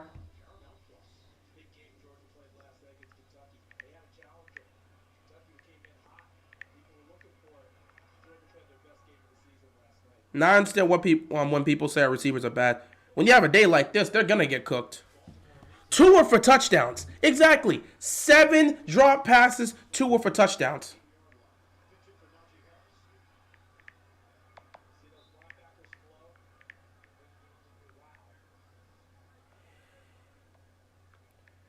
What more can you do as a quarterback when your receivers are dropping everything thrown to them?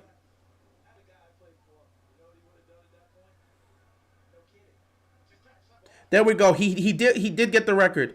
177 pass attempts with no interceptions, most all time by a quarterback to begin his career. So obviously, this guy is off to the races. He looks like the best quarterback coming out of his draft. I cannot believe this, man. 7 drop passes, dude. 7. There's no way You have 7 drop passes. 7? Bro, we're cooked. Yo, 7 drop passes is insanity, bro.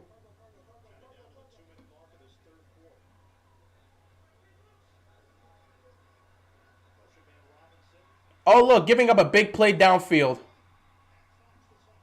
I'm telling you, the Steelers need one good play. They need one good offensive drive to tie this game up. With the way the Ravens receivers are dropping passes like that, they just need one good drive, bro. They just need one good drive. 7 drop passes. What in... Everyone dropped the pass today except Odell, and he went out of the game. Oh, trust me, we might throw one to him, and he might drop a pass. Everybody that has gotten a target thrown at them today has dropped the pass. I cannot believe this. At some point, you just look back and you say, what are these guys doing? What can Lamar do to help you guys? 7 drop passes, 2 of them were for touchdowns. What more do you want Lamar Jackson to do for you? You were in a game with Pittsburgh. This is a divisional game, and guys can't get up to play a divisional game?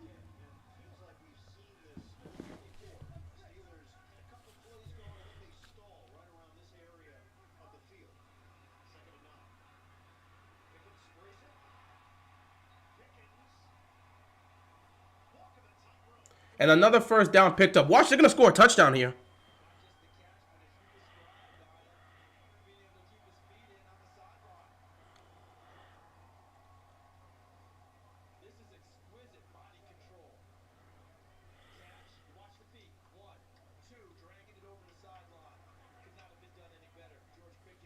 So, Steelers are probably going to go down the field and score a touchdown. And I don't think anyone's going to be surprised.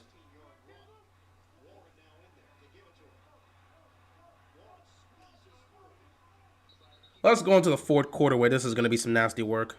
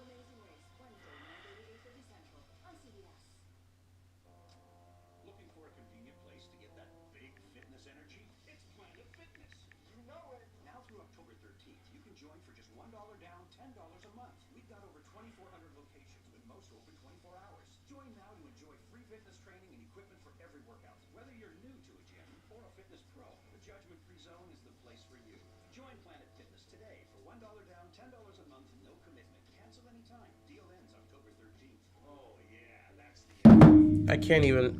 This is looking like the Lions game, bro. I'm not even mad. I can't be mad. I told you guys this was going to be a messy game. All of a sudden, guys that knew how to play football just all of a sudden can't play football anymore. I don't know how much more Lamar Jackson can do in this situation to help these guys. Lamar Jackson today is 17 of 29 for 203 yards. With the 7 drop passes that was right in their hands, he should be 24 for 29 with a couple touchdown passes and over 300 yards passing. I don't know what else to tell you. I literally don't know what else to tell you in this situation, man. It's just ugly. It's ugly football. It's AFC North football. Whenever these two teams match up, you just don't know what you're going to get. You really just don't. You honestly just don't.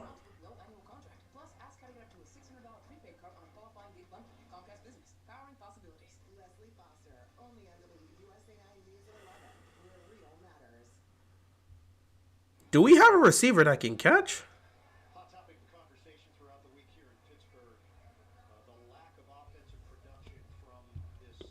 You got one team that can't score offensively and another team that just can't get out of their own damn way. How many times are you going to continue to drop the ball, bro? Like 7 drops.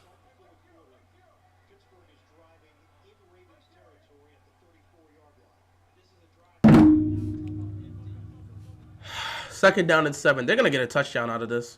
At some point, they're going to get a touchdown out of this, bro. I hope the Ravens defense can stand tall here because they've been on it. Colts in the red zone. It's 4th and 1 at the Tennessee 11. They might go for it here or they might kick a field goal and extend their lead. Dolphins inside the Giants red zone again. They're up 24-13. So the Giants got another field goal to keep it close. But the Dolphins are inside the red zone. It's 1st and goal at the Giants 8. Falcons with the ball. They're down 12-7. They got to get something going. Panthers with the ball. They're down 28-10. We got to see what they can do. Meanwhile, we got a 3rd and 7 situation here for the Ravens. We just hope the Ravens defense can continue to make a stop. Steelers are 3 for 9 on 3rd downs today. Here comes the pressure, and that's a sack. Ravens defense continues to do their job. Patrick Queen and Matabike getting there to make the stop, and Baltimore's going to get the ball back. At least you can sit back and say the Ravens defense is doing their jobs. What's going on, Daniel? How you doing? Typical Baltimore Ravens. What else can you do, man? Feels so bad for Lamar and the defense today. The defense is doing their job stopping this offense. Lamar Jackson cannot throw the ball any better than you've asked him to. He cannot throw the ball. He's looking downfield. Receivers open and they're not catching. 7 drops. 7? Oh my God, I'm sick.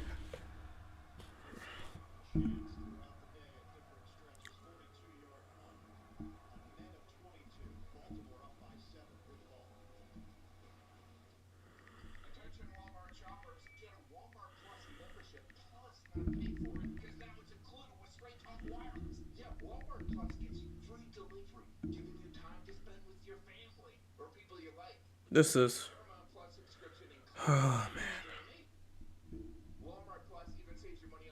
I don't know what to do with this, man.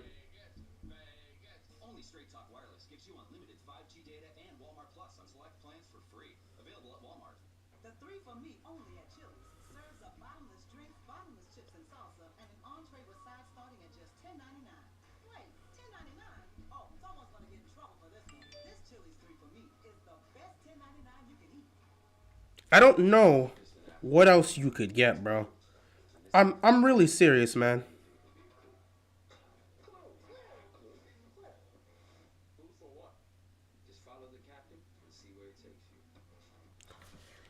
I can't even. I can't even, bro. I can't even. 7 drops, man. 7 drops. Like, what can you do as a quarterback when you're throwing the ball on the money and they're just like not doing their jobs by catching the ball? 3 dropped touchdowns potentially. This dude was open with separation and just can't catch the ball right now.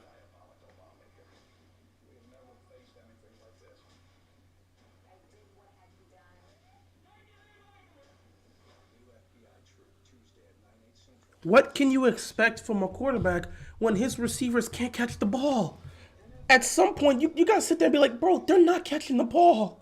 They're not a championship team. I already said that weeks ago. You don't become a championship team in week 1.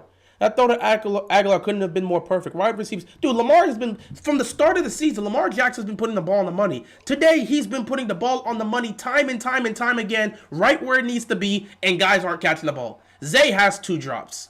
Aguilar just got a drop here. Bateman has 2. Or Bateman, maybe has 1. It's just been a mess. It's a 7-point game here. Can somebody on the offense do their job? I mean, my God, when you're wide open, catch the ball. 7 drops is unacceptable. I don't even know what's going to happen there because I'm so scared Lamar's going to put the ball on the money again and there's going to be another drop. They're going to start with running the ball with Justice Hill. And Justice Hill being swifty, picking up about 5 yards. 2nd down coming up here for the Ravens.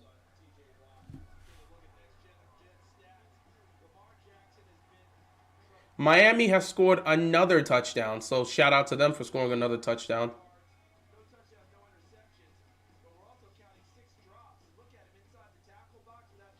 I can't wait for the media to show. Why is there a flag on the play? They're going to call a hold or something. I can't wait for this. Or maybe it was just an injury and not a flag. Man, I just get so tired of this, bro.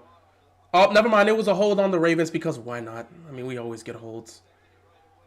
Literally cannot have a better throwing performance from Lamar Jackson. And these receivers just aren't doing their job. I mean, what more can you ask from a quarterback? Like, just catch the ball. I'm serious, because we know the media's not going to watch this because they don't watch Ravens games, and they're going to sit back and blame Lamar when the receivers aren't doing their damn jobs. 1st and 20, they're going to run the ball here again, and you're not going to get anywhere with that. You're at the point where running the ball ain't really going to start to work. The game is winding down. I can't wait for them to blame Lamar Jackson for this offense, for these receivers not catching the football. What do you do with that? Oh my God. You know the media's like, oh yeah, Lamar Jackson didn't really have a great game here. You know, he was very inaccurate with the ball, and you can just tell the idiots that say that didn't watch the game. I understand you got to cover multiple teams, but can you take like 2 minutes? But yeah, take 5 minutes to like watch the highlights or just look at some tape or check Twitter for something. Oh, look, a screen. That's exactly what we needed on 2nd and 16. Just punt the football. Just punt the football. Just punt the football. This drive is dead. Just punt the football.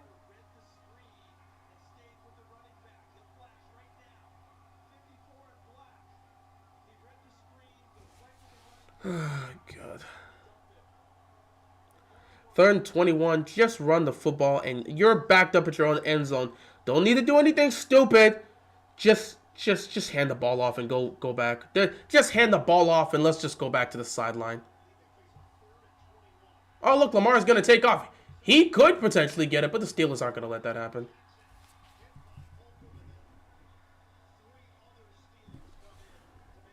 I'm getting so sick and tired of watching these receivers. This is a situation where Lamar's been putting the ball in the money. Todd Monken has called a great game, but the receivers have let down Lamar Jackson and Todd Monken all day today. This obviously wasn't going to work, and Lamar got packed up quickly. Just head to the sideline, Brody. Just head to the sideline.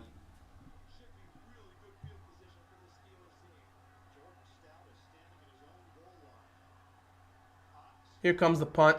And it's blocked. And it's a safety.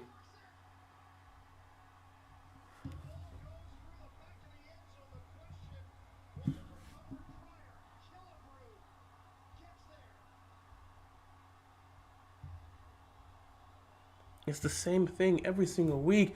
This is why I hate this nonsense. I told you guys last week when we had taken on the Browns, I was sitting in the live stream saying, I'm not worried about Cleveland. I'm worried about Pittsburgh. Because every time we face off against Pittsburgh, nonsense like, it's a 10-5 football game. What type of trash is this?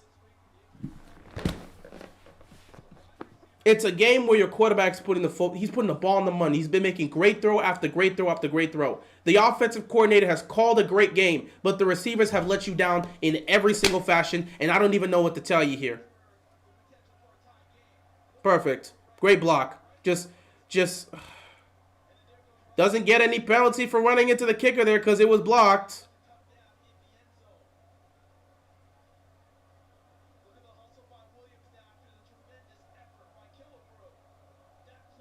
I'm so sick and tired of this team doing this nonsense.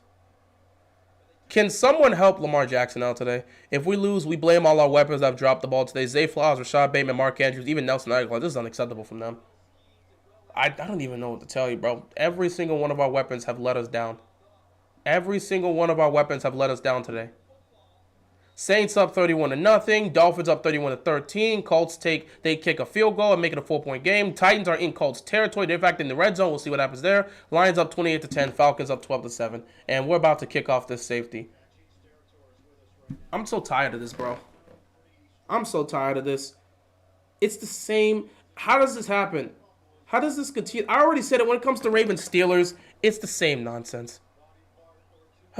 Shout out to Maria with the donation. Appreciate you showing some love and support. Unreal, you're right. Bro, this is crazy. This is unreal. I cannot believe what I'm seeing. If they lose that plane, that plane ride is going to be hardball yelling at the offense. Bro, they could very well lose this game. It's a 10-5 game now.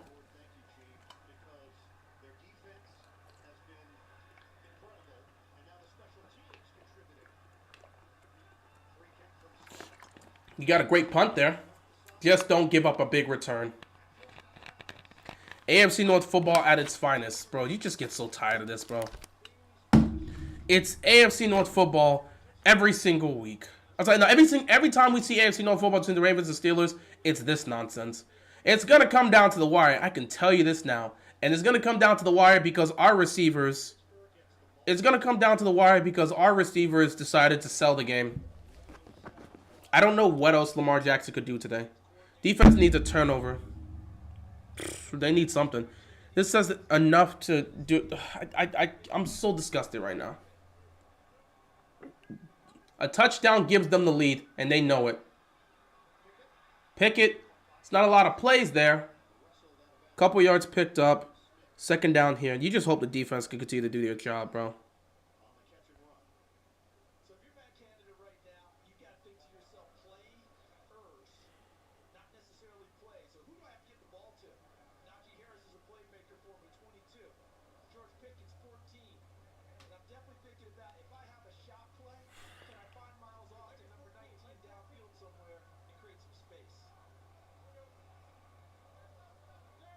I'm telling you, bro.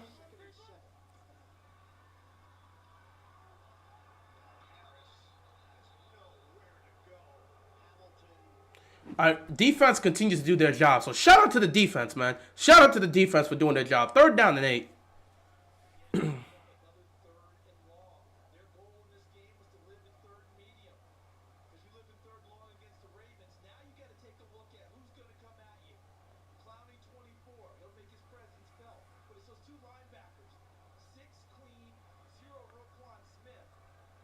Bro, legitimately, this has been an awful week of sports for me. Watching the Commanders play like garbage. The Orioles lost a tough game. The Dodgers embarrassed themselves in the highest fashion. Please just make the tackle. And he missed the tackle. And now they just can't make a tackle. Oh, God.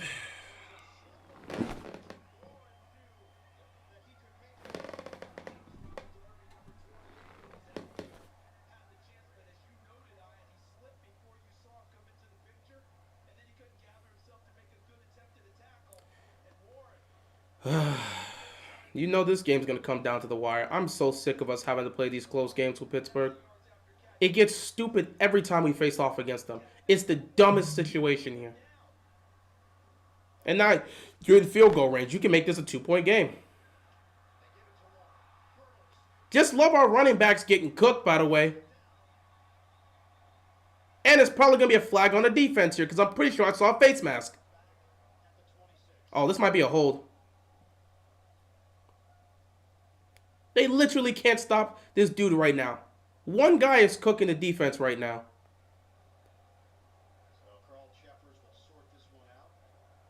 They're probably not going to call a penalty here. Why not? Dude, I'm so sick and tired of watching this Ravens team on a week-to-week basis. They're just so annoying. They're so annoying to watch. It's honestly disgusting. They're so annoying to watch because they continue to do dumb stuff like this. In the one game where your quarterback is, I'm gonna say it right now. Baltimore's gonna lose this game. When they start playing this ugly, they're going to lose this game. When they start playing this bad, they're going to lose. That defense is probably tired. Baltimore's gonna lose this game. Baltimore's going to lose this game. You can feel it. Everybody in that stadium can feel it. Oh, look at the run defense getting cooked again. We're going to lose this football game. I can tell you this right now. We're going to lose this football game. Where is he going to run, Maria? Where is he going to run? There's nowhere to run. The Steelers defense has swarmed him every time he's taken off. Unless they're going to start using design runs, there's no way he's going to get anything on scrambles. They're going to score a touchdown here. I'm so sick and tired of these guys failing to show up when you need them the most. It's the same thing. This is why everyone looks at the Ravens and says we can't believe in them. How can you trust the Ravens when they do nonsense like this? How are you in this game against the Steelers? The Steelers' offense is garbage, and they're going to beat this team.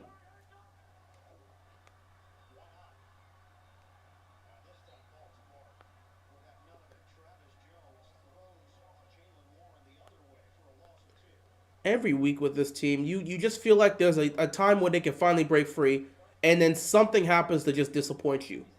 It's an endless wave of emotion, and you just sit back and think to yourself, why am I a fan of this team, bro? Why can't I just be a fan of a team that's starting? Like right now, if you're a Niners fan, you're just chilling. If you're a Niners fan, you got no worries in the world.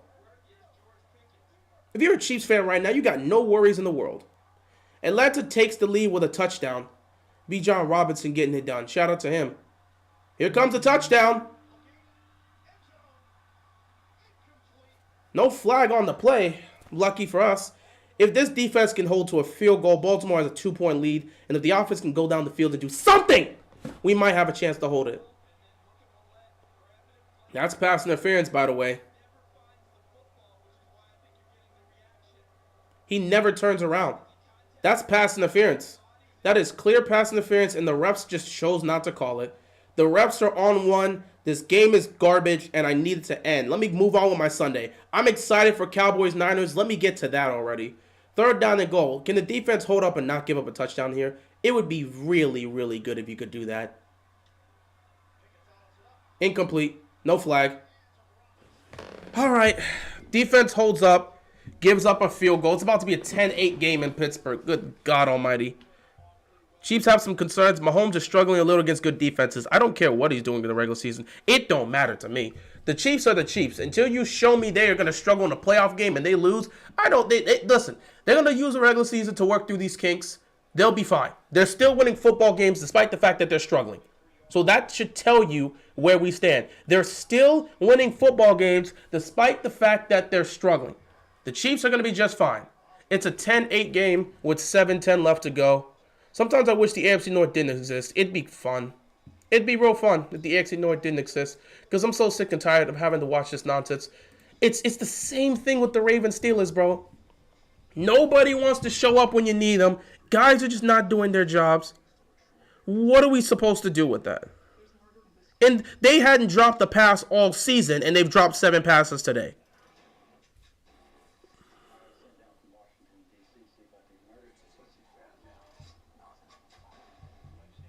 So they finally bench Mac Jones again. How about you just bench him and not start him?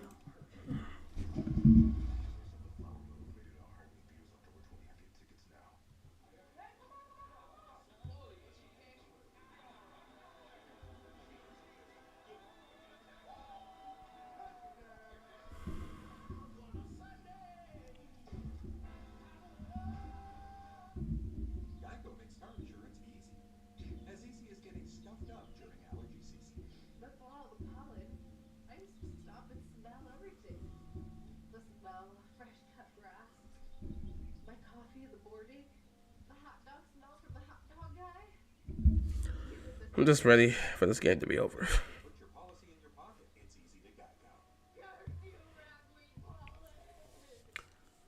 Hey, win or lose, this is nasty, bro.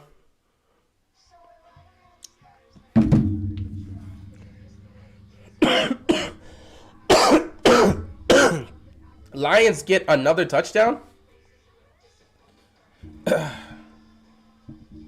They get another touchdown. I believe they're going to go up, 35-10 now? Lions offense is smooth sailing. So, yeah, Falcons scored a touchdown. They take the lead. They're up 15-12 with 12:06 left to go in that game. I believe the Lions just got a touchdown, so they're about to be up 35-10. Colts still up 20-16. They have the football. We'll see what happens. Dolphins up 31-13. Giants have the ball, but they're about to punt it away. Saints are up 31-0. I cannot believe the Patriots are going to go scoreless in the football game. How much time is left? 10:24. Pittsburgh is not a good team. They have a great defense, but they have a terrible offense. That's what Pittsburgh is. Pittsburgh has a good defense. They don't have a good offense. But when your opponents are just giving them the game, what can you do? I have no faith and trust in these receivers being able to do their job on this drive. I just hope Lamar doesn't get hit and fumbles the football, and I hope he doesn't throw a pick. Because if he throws a pick, everyone's going to blame him for the performance. And you know that's going to be the case. 7 minutes left to go. Baltimore's up by 2. These receivers have failed Lamar all damn day. And if Lamar turns the ball over, it's going to be nasty, man. Someone just had to say, hey, if there's a safety, they'd be tied with the exact amount of points in the rivalry since 2007. Well, you got that safety. And now both teams have scored 7-19. 1st and 10 for the Ravens. I have no faith in this offense to be able to go down the field and put points up because I don't know if I can trust my receivers to do their damn job. And they're going to leave Lamar out there to dry once again, and everyone's going to blame him as if it's his fault that the receivers can't catch the frickin' football. Here comes some play action. Lamar going deep, and Zay falls down.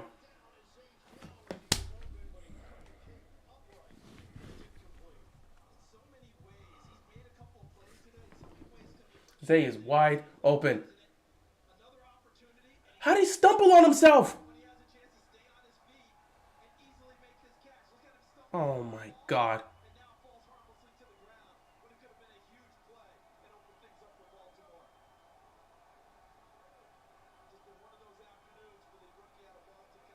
It's been one of those afternoons for this receiving corps that's been awful. Empty backfield here on 2nd and 10. Lamar, get ready to take off, bro. Oh my God, Odell. You know what? Odell's the only one that's done something. Odell's the only one that's done something right now. In the receiving corps, I mean, other than Aguilar making that one great catch, Odell's the only receiver that has not dropped the pass so far.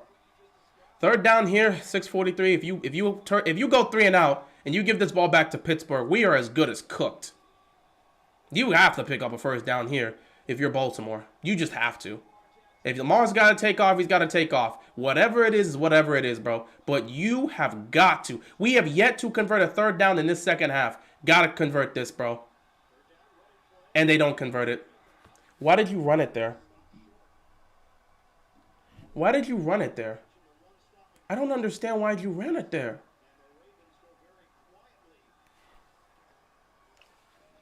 Why did you run it there? Jesus. There was no blocker there for him. He had to go one-on-one with that linebacker, and he got cooked.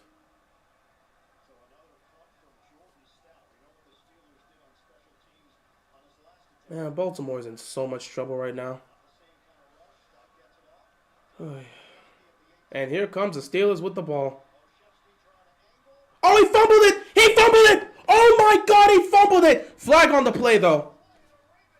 If this is a hold on Pittsburgh, the Ravens have the football. If this is a hold on Pittsburgh, the Ravens have the... If this penalty's on Pittsburgh, it's Baltimore's football.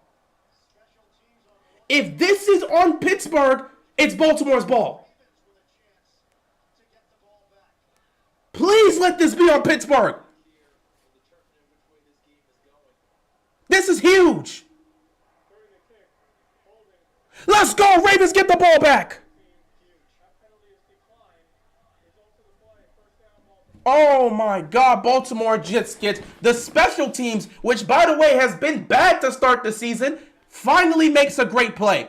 If the Ravens offense cannot capitalize on this gift, we're done. He fumbled that. That's a clear fumble. And a great recovery by Seymour right there.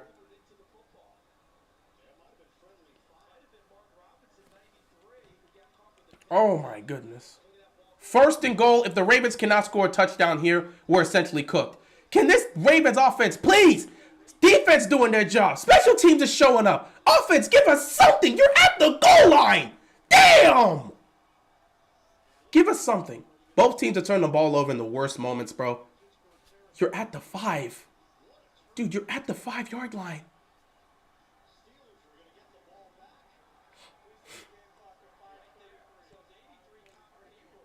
This game is so bad that the reason the fumble happened was because he ran into his own teammate. This was friendly fire. The Ravens didn't knock it out. It was friendly fire. That's how bad this game is.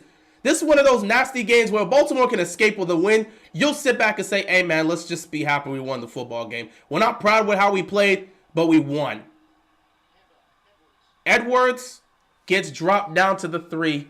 If you're Baltimore, you need a touchdown here. I don't care who gets the touchdown. Lamar take it in. Edwards take it in. A pass. I don't care who or where. You need a touchdown here.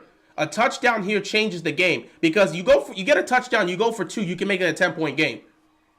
Ravens need a touchdown bad with 5 minutes left to go. Both teams have 3 timeouts. You cannot trust Pittsburgh's offense to go down the field and score a touchdown. Baltimore needs to get a touchdown here. 2nd and goal. You could choose to run it. You could choose to throw it however you want to do it. Empty backfield here. Lamar Jackson rolling. Tosses it to Andrews. That's a stupid play. Nothing comes of that. 2nd and goal. And the Ravens offense still can't get anything going. 3rd down and goal here for the Ravens. Oh, my God. What is this play? And why do they keep... What is with the Ravens just letting TJ Watt get a free release? The reason Lamar's got a freaking... The reason he's got to do a shovel pass is because TJ Watt is wide open in his face. What is this team? When are they going to ever put a blocker on TJ Watt to at least try to derail him for a second? You're letting him get a free release on Lamar Jackson. Why? 3rd down and goal. Can this Ravens offense stop looking like a sad, pathetic mess and actually get something going? They get it off in time. Okay, I think Harbaugh called a timeout. That's a good timeout right there because they were not about to get that.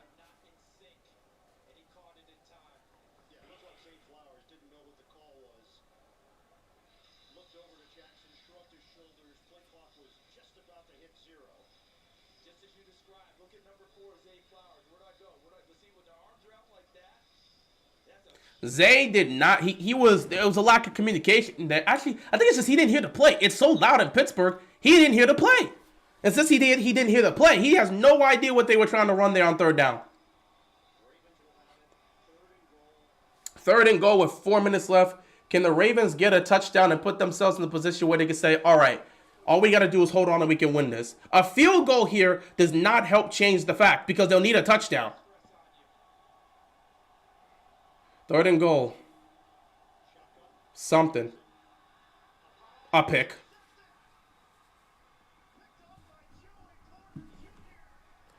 I cannot take this game.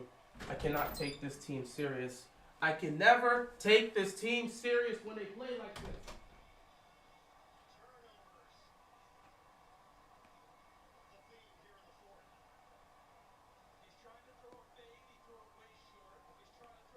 This is why we sit back and say they're not a contending team. I just can't. I'm not wearing the jersey. I'm not wearing the hat. I'm just ready for the inevitable. We know it's coming. They're going to go down the field. I don't care about Lamar's bad ball. I don't care. It's the same story with the Ravens every single week, and they do this nonsense. How many times are you going to fall for the same tricks against Pittsburgh? How many times? How many times do you fall for the same thing over and over again against Pittsburgh? You know who you're playing against. Come on! It's the same thing. And yet every time we play against Pittsburgh, guys don't show up, Lamar ends up looking bad, and we end up losing the football game. I mean, come on! When does something change? I'm done. Just.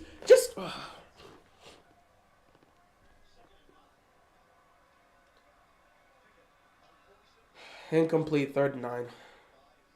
I'm done. This team does this crap every time they face the Steelers. You can't put your faith in these guys.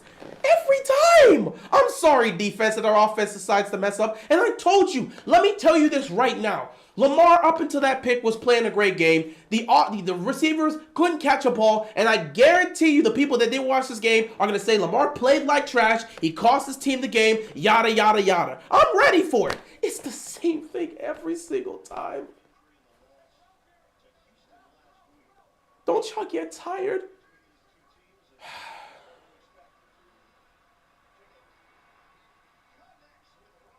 And of course they give up the 3rd down.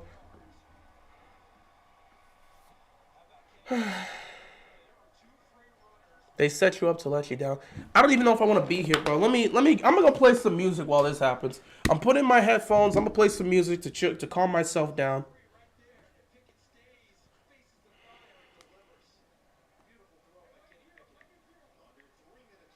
We're gonna lose this football game, folks, and we're gonna be sitting here as a laughing stock again because you lost to a Steelers team that can't move the ball offensively. And when they lose to this football team, everyone's gonna look at us, bro. I'm just gonna listen to music and prepare for the inevitable. If the defense makes another godly play, shout out to them.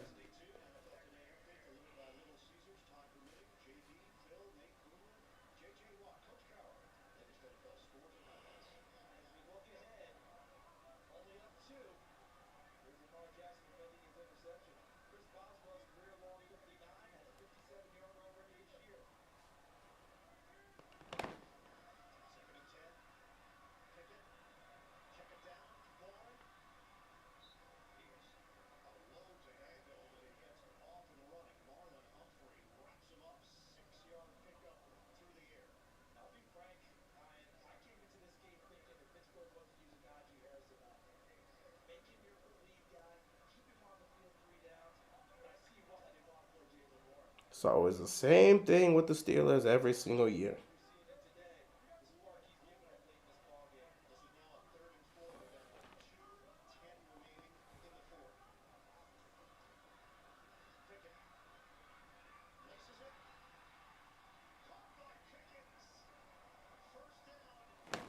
All right, bro. Ravens gonna lose the game. Ravens gonna lose the game. I'm gonna just step out. I'm gonna just step out. I'll be back in 5 minutes. When the Ravens lose the game, I'll be back. I'm not doing this anymore. I'm not. This season, I'm not doing this crap. I'm not because you never learn your lesson. The same thing always happen, and I'm tired of watching the same old nonsense happen. I'm not doing it right now. I'll see you guys in 5 minutes once they kick the game-winning field goal, or whatever. I'm not doing this again.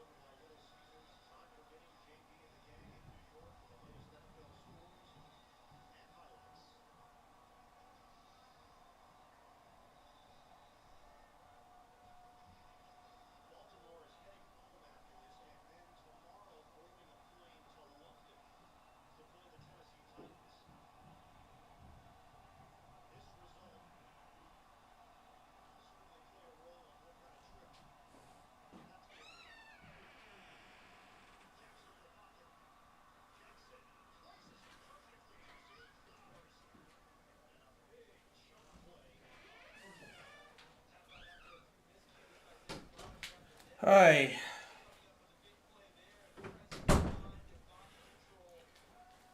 So I'm guessing the defense gave up a touchdown. That's the defense gave up the touchdown. I'm just waiting for Lamar to throw a pick so this game can be over because you know it's coming. Lamar to throw a pick, somebody to fumble the ball. It's coming.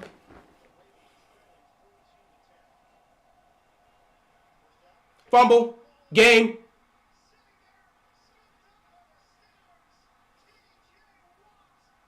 And the Ravens find a way to embarrass themselves again.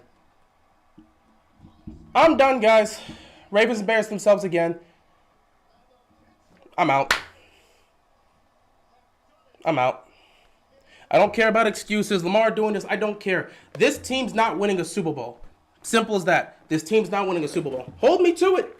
Maybe they go on a legendary change. This team is not winning a Super Bowl. This team is not winning a Super Bowl. Just understand that right now. This team's not winning a Super Bowl. But not.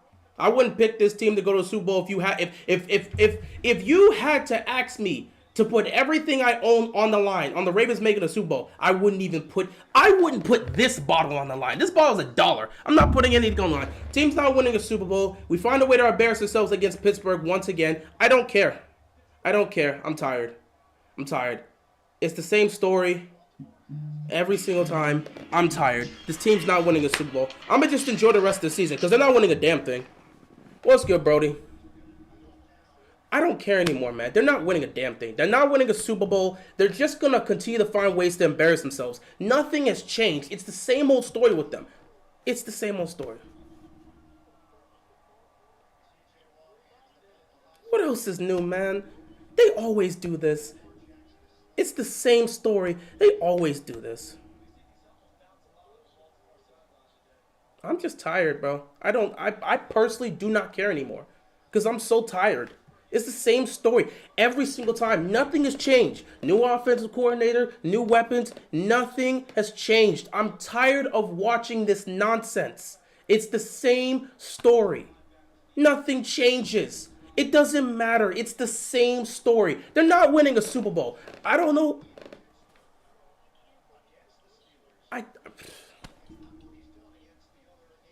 What else is new? We always have opportunities and fail to utilize them. They always fold. They're frauds. I don't know what to tell you, sis. They are fraudulent. Whenever you expect them to show up, they don't do it. I can't.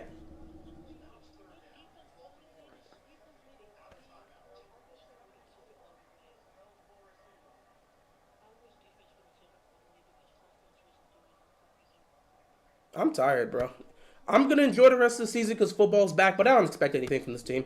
They're not going to win a Super Bowl. They're not. They're just not.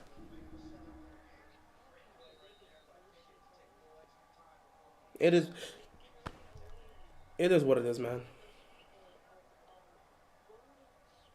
Great teams win these football games. Great teams win these football games. You don't consistently be put in a situation like this. Great teams win these football games.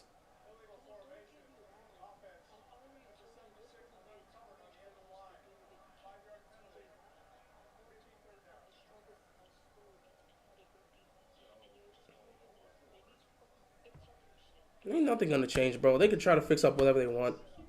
Nothing's gonna change, bro. Nothing's gonna change. I'm gonna enjoy the rest of the season for what it is. Oh yeah, I'm live streaming Cowboys Niners because the Niners are my Super Bowl pick. But yeah, it's the same story with them. Nothing's gonna change. They're not going to the Super Bowl, bro. It's not a competing team, bro.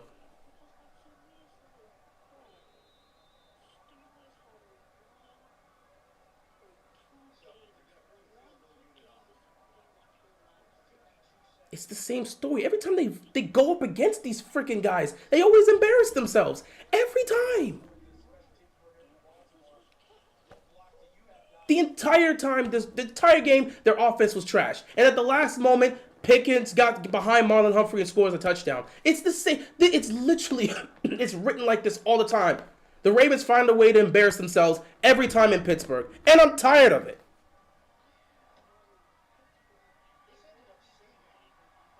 Their defense wins some football games. If people think when I say that the Steelers defense will always keep them in football games, they think I'm crazy.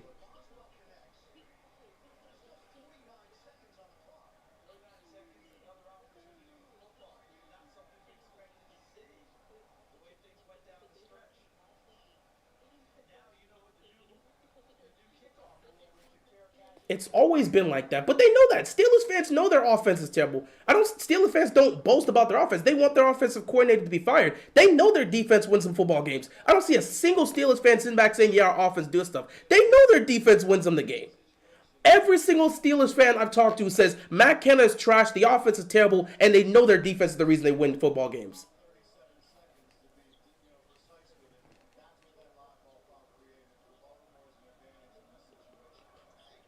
And that's exactly what I said last week. I was streaming the Browns game, and I said, I don't care about this game. I spent the entire last week and this week thinking about this team.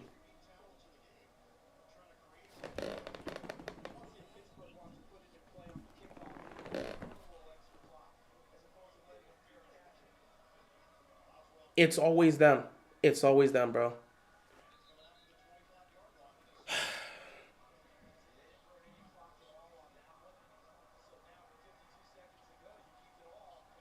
The same old story with this team.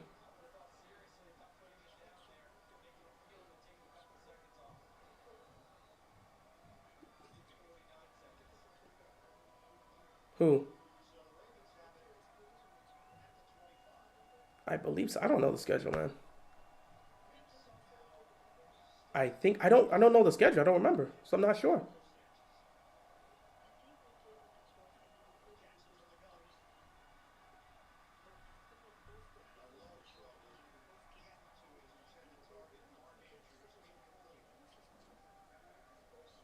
Bro, they're going to do the same nonsense over and over again. There'll be a playoff team, but this team's not going far.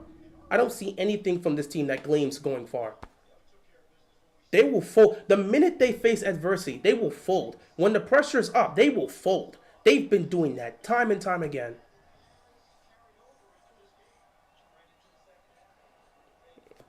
Ain't nothing going to change, bro.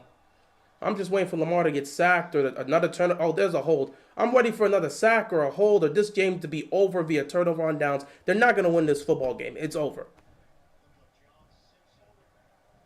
Here's Pops coming downstairs. What's up, Pops?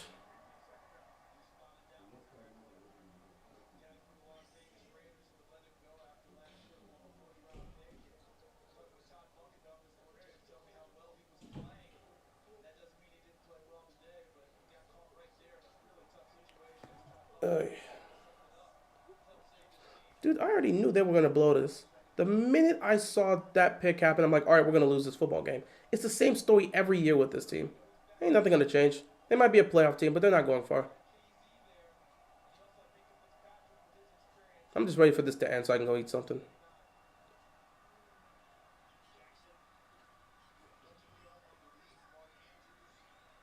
Well, the Bengals, again, change actually happened with the Bengals in order for them to be like this.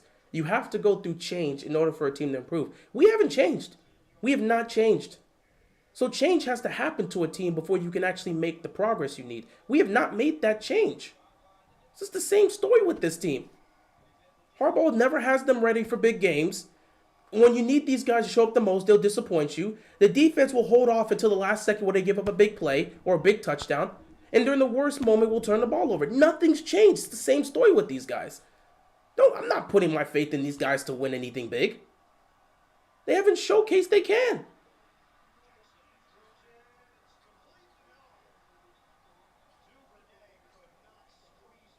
I don't care, honestly. I don't care. They're free to say whatever they want.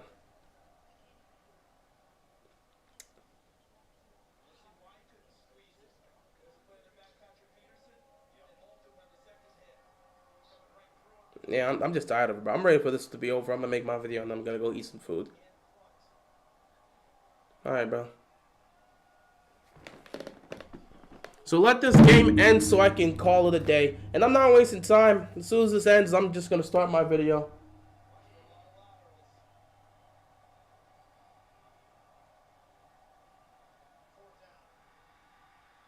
Thank you. The Ravens found a way to embarrass themselves again. I don't care. This team's not a Super Bowl contending team. They're not winning. Yeah, they need a new quarterback. Yeah, because Lamar Jackson's the problem, bro. It's obviously Lamar Jackson. Dude, this team, you could bring Patrick Mahomes here and we'll still find a way to choke. We're not winning a damn thing. The system, the culture. Patrick Mahomes is not going to do anything when his receivers drop 7 passes. It don't matter. You can bring Tom Brady in his prime, Peyton Manning in his prime. if the whole team is playing like trash, there's nothing you can do. So you feel free to blame Lamar. I personally couldn't give a damn. Feel free to blame Lamar. This team is not winning. This team as a unit is not winning. The culture that's here. Harbaugh as a head coach, time and time again, he never has his team ready to play in big games. He never has them prepared for these moments. Like I said, he never has his team, legit, he never has his team ready to play in these big games. He never has them prepared for these big moments, and they always lose football games in the exact same way. Mahomes would not, no he won't. Stop lying, you acting like you don't know football, bro. If Mahomes is on the freaking Bears, he's not winning a damn thing. Stop lying. I'm not even here to snap on you because you ain't do nothing wrong. I'm not here to snap on you. I'm just tired of watching the nonsense, bro. But just cut the cap. You know damn well Mahomes is sitting on the freaking Bears. He's not winning a damn thing. If he comes to the Commanders, he's not winning. Stop acting like a great quarterback and get it done with trash receivers. If you don't have somebody doing their job, if you don't have your defense doing the job, it is a team game. This is not the NBA. Stop acting like a quarterback can carry the entire team if his defense is giving up 35 points a game. Stop it.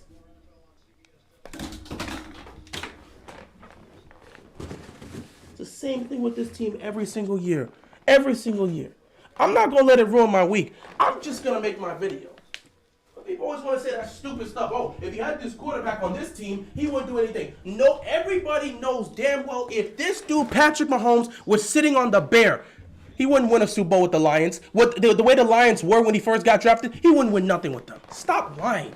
Stop lying. The Lions today, he can win with. The Lions when he got drafted in 2017, stop lying. You can't tell these trolls nothing, bro. I'm tired of you always doing this stuff and acting like this isn't a team. This is not the NBA where you can watch a superstar player carry a team. This is not the NBA with that nonsense. Today's Lions, well, obviously, if you put him on today's Lions, he can win. They're a contending team. We got Chiefs or Vikings. I'm taking the Chiefs. I don't trust the Vikings at all. The Vikings constantly choke away games. I don't trust them. I do not trust the Minnesota Vikings' ability to finish football games. So, yeah, I'm taking the Chiefs. Chiefs, again, they've been staggering, they've been struggling, but I still believe the Chiefs will be able to get the job done in these situations because when it comes to the Chiefs showing up in these moments, they'll be able to do it. I'm so tired, bro. I'm so tired of this team. They're not winning anything. The sooner we accept it, they're not winning everything, bro. Got Bengals or Cardinals. I think the Bengals understand that if they lose this football game, their season really could be on the line. And even though they're missing T. Higgins, I think this is the game where you'll see Joe Burrow play his best. And I think you'll see the defense will be able to rally behind that. Cardinals have been playing a great game so far this season, and they were able to upset the Cowboys. So I would look at that and say, yeah, Cardinals, they'll make it tough. But I think the Bengals are going to be able to get a win today because they know they need it. Should we go back to our true identity? Run, pass. There's not a single identity this team can go to that'll help them win a Super Bowl. I'm telling you, I have spent so long trying to be patient, trying to defend this guy. It's over. When are you guys gonna? It's over. I will declare this here. I said this with the Commanders. They're not winning a single thing with Ron Rivera as the coach. I think this man's time is up in Washington. As for Harbaugh, the fact that time and time again, you never have your team ready. And when it comes to situational football, you always find a way to choke. And this is even just a Lamar era thing. You were doing this beforehand. Ain't nobody forget 2017. That debacle against the Bengals should have got you fired. I'm tired, man. What has this coach done for this team since Ray Lewis has retired? What have we done since the Super Bowl? Nothing. We sit around. Oh, yeah, that situation that's happening in Israel stuff. But we sit here and we boast. We sit here and boast about the 2 Super Bowl rings we've done. When we've been one of the worst teams postseason-wise and one of the most least accomplished teams given our resume since the Super Bowl. What have we done? 2 playoff wins since the Super Bowl. That's what this coach has on his resume. 2 playoff wins. He's had 2 different quarterbacks between these time. The guy he won a Super Bowl with in Flacco and this quarterback in Lamar Jackson. And yet still nothing changes. How many times are you never going to have your team ready to play? How many times are you going to blow it when it comes to situational football? How many times?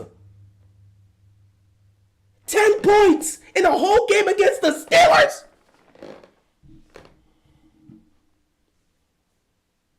How many times? I'm done. I don't like calling for people's job. But unless change happens, you're not going to win. Unless change happens, we're not winning. I'm tired, man. I'm tired. It's the same story. This Ravens team's not winning a Super Bowl. Get it out of your mind. Unless significant change is made, we're not winning a Super Bowl. Yeah, Troy, sure, Lamar choked. It's not the receivers that dropped it. It's not the defense giving up a touchdown in the worst moment. It's only Lamar. He choked, not the team failing to play to expectations once again. Let's just push it towards the quarterback.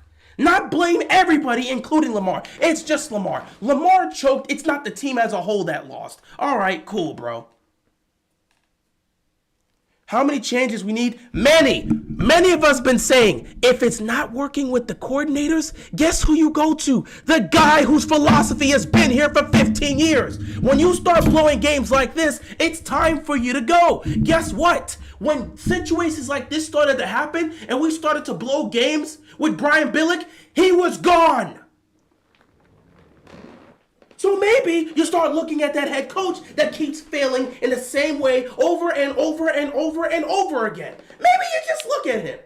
Because I remember everyone talking, man, Brian Billick was terrible after the Super Bowl. And Harbaugh's done what? I remember people talking about after 07. Yeah, no, because the situation that was happening in 06, you had that team with Steve McNair, and they got into the playoffs, and we couldn't win. And we choked. And in 07, we kept choking.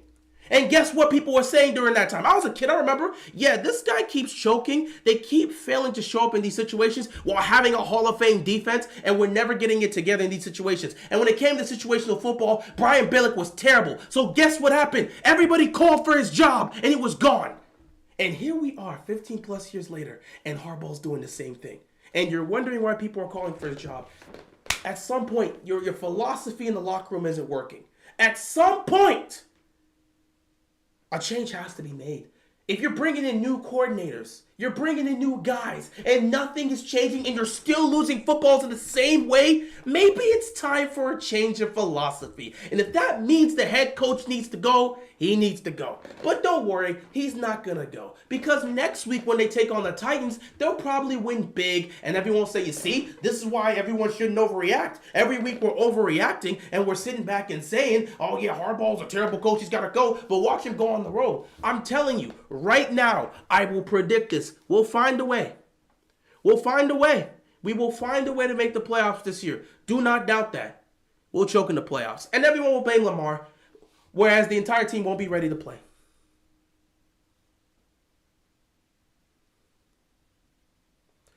Lamar owns that interception. I know it was a good read, just a bad throw. I'm not throwing that play.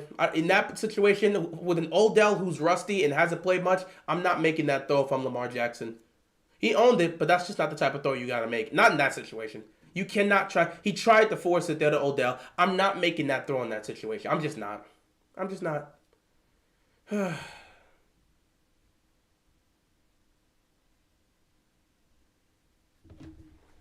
I'm tired of people just looking around and saying the same thing. They're going to blame Lamar. Whatever. Who cares? I don't care. It's going to be the same story. But dude, when you keep losing football games in the same way over and over again, when are you going to look at the head coach? When are you going to look at the head coach? Ravens are going to make the playoffs. That's not our concern. This team's not going to win a championship. I can tell you this right now. When are you going to make when are they going to stop failing in these situations? How many times is Harbaugh going to fail to get this team prepared to play? How are your receivers this bad? How are they not prepared to go against a tough team in this type of environment? How are they not prepared? It's the same story with the Ravens. It's the same story. What's going on, John? It's the same story with the Ravens. At what point do people wise up and say, maybe this team, maybe the philosophy that this team is utilizing right now, maybe something's got to change. Lamar has to use his running ability. Bro, there's nowhere to go. Let me tell you this right now, Antoine. The one team that has done a great job in stopping Lamar from taking off has been the Steelers. They don't give him any lanes at all. So he can't just use his running ability. It's not working. They always shut him down running the football. Man, turn my TV off. I don't want to see this crap. I don't care if Kenny Pickett's getting interviewed. I don't care. Just tired, bro. It's the same story. It's the same story every year. Y'all all sat back and talked about how we can't afford to get rid of John Harbaugh. He's an established coach. He's a Super Bowl champion. We've been winning since he's been here. It's people saying that while forgetting the 4 years afterwards, the four and a half years after the Super Bowl, we were a losing team that didn't even make the playoffs. Except 1 year, 2014. 2013 missed the playoffs. 2015 missed the playoffs. 2016 missed the playoffs. 2017 missed the playoffs. John Harbaugh was on the verge of getting fired. And then Lamar Jackson comes up because Flacco gets hurt after we're 4-5, and Lamar helps take them to the playoffs. Y'all sat back. All these people talk about it now. Y'all sat back and cooked.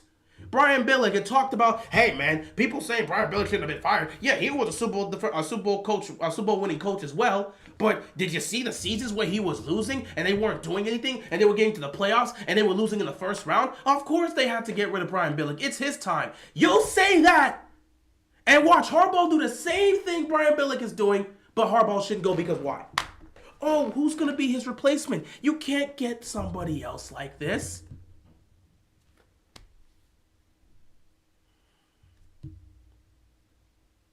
Like, what else is doing? Lamar can't throw. That's great, man. That's great. Lamar can't throw. He's the worst quarterback in history. Feel better? Congrats. I don't care. I'm tired of y'all saying this. I'm not going to give the context of the situation. I'm not going to explain the game. I don't care. Lamar can't throw. Fantastic. He's never thrown a day in his life. He's the worst passer in the history of existence. Congratulations. Way to go. Happy. He can't throw. Fantastic. Good for you. I don't care. It's the same story every single time with this team. Y'all sit back and you defend. I don't care, bro. Dude, oh my God. That's great. MVP season. Lamar's trash. You win. Go away. It's the same story.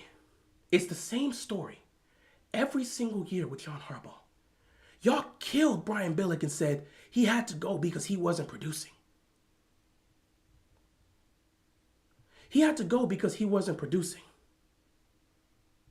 We were having losing seasons with Brian Billick after the Super Bowl. We made the playoffs a couple times, but we couldn't get it going. It was his time to go.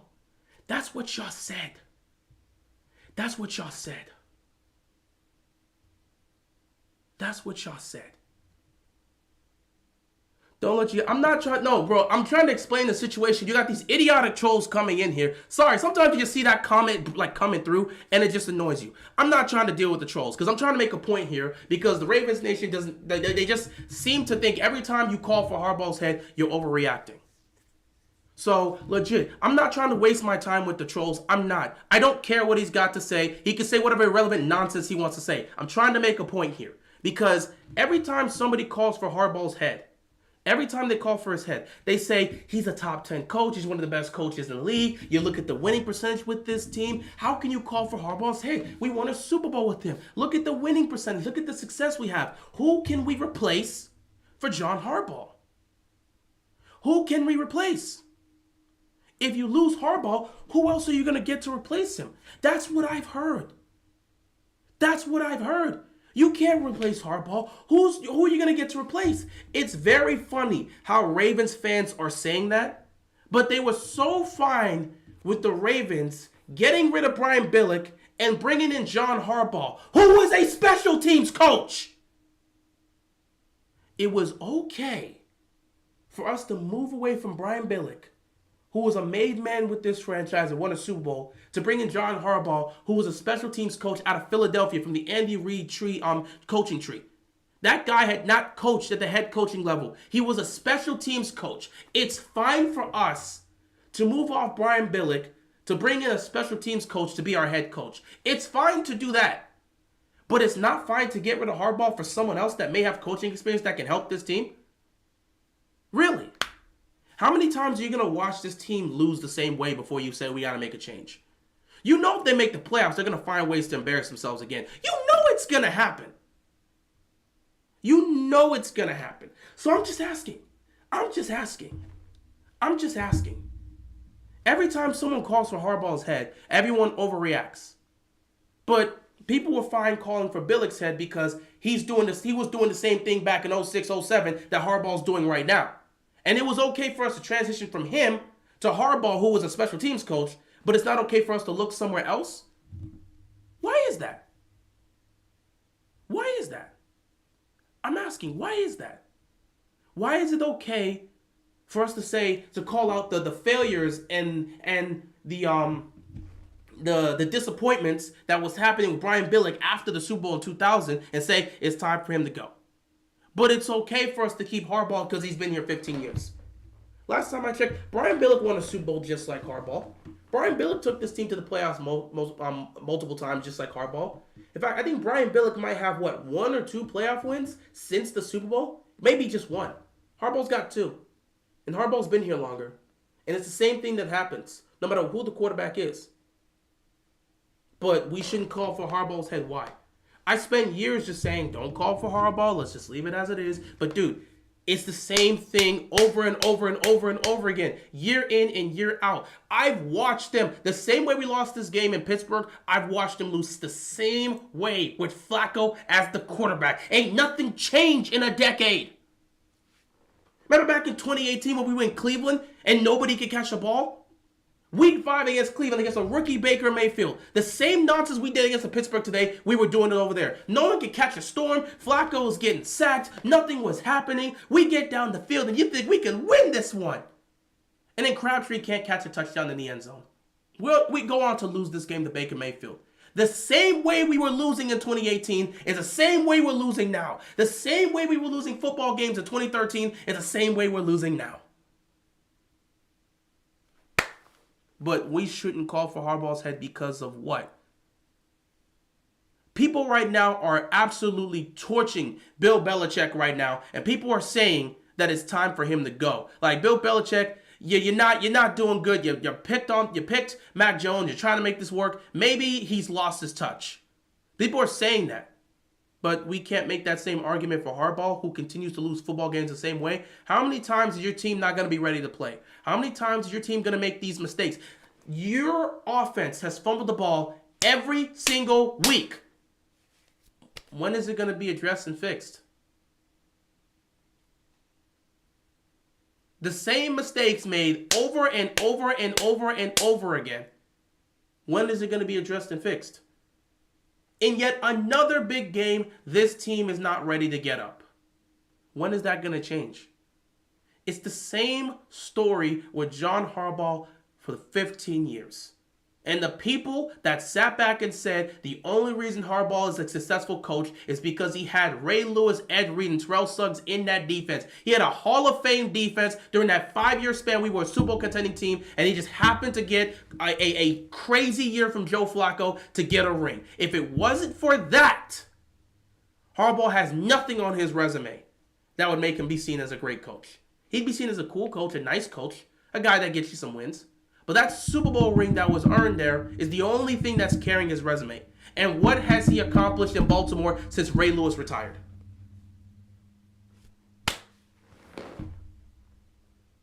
There were serious talks about Harbaugh being fired in 2018. And if Lamar doesn't come in and do what he did in 2018, he's probably packing his bags right now. At what point? At what point do we see a change, guys? I'm just asking. At what point do we see a change?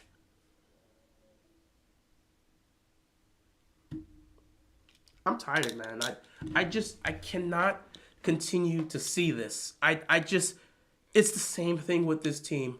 It doesn't matter. They'll probably bounce back. I can tell you this right now. I'm not concerned at all. This will be a playoff team. I'm not concerned. They will be a playoff team. And we know they'll be a playoff team.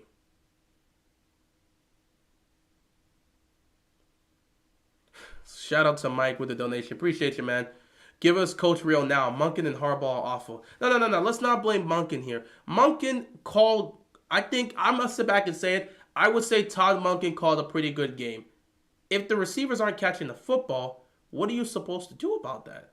Like Monken's offense was allowing guys to get open, and they just weren't making the plays. So, like, literally, he called a great play, legit called a great play, well, inside the 5-yard line. That's the only one I'll sit back and say I didn't like that one. The play calling inside the red zone, honestly, Monken has been good inside the red zone and calling plays. But that one, we screwed the pooch on that one. I'll say that one was bad. But throughout the game, I think Monken was calling a pretty solid game. And he was giving opportunities to the receivers, and they weren't getting it done. His offense was getting guys open behind the secondary, and nobody could connect. They just couldn't catch the ball. I don't know if an offensive coordinator is setting it up for your guys to get open, setting it up so that you can get an open opportunity for Nelson Aguilar down the field, and he can't catch the ball. Setting it up for an open Zay Flowers down the field, and he drops it. Like there's nothing an offensive coordinator can scheme to play up, but he can't make the receivers catch the ball. So I'm not gonna say Monken doesn't have some faults in this, because I'll say the play calling. Inside the 5 when they got to the goal line, whereas we're sitting there saying you need to get points out of this. I didn't like the play calling there, because I felt that that's a situation where they were trying to force it. I really felt they should have just ran the ball, because if you look at it, the Ravens in the red zone running the football have been really efficient, and I think that's how they should have started off. Run the football. You don't put the ball in harm's way inside the 5. You need a field goal here. Run the football and set yourself up for victory. I think that's what they should have did, but he tried to throw it because they were trying to get that touchdown, and when you try to force things like that, it becomes problematic. Bro, it's not on the wide receivers. Bro, we're not talking about that goal line play, blaming it on the wide receivers. We're talking about the entire day. So you're going to pretend that we didn't see, 7, 8, 9 drops by the receivers? We're not talking about... For that play there, Lamar Jackson throwing that goal line pick, he shouldn't have thrown that play. He shouldn't have thrown that ball. He's trying to get it to Odell on a fade. Odell he's barely played. He's barely played, and he's coming back rusty. I'm not throwing that pass if I'm Lamar. But to say that the receivers weren't responsible for the loss today when they dropped 7, 8, 9 who knows passes, that's just a lie. That's a clear lie. We saw all the drop passes. Let's not pretend like they are not responsible. Bateman dropped the touchdown. Aguilar dropped the touchdown. Andrews dropped the touchdown.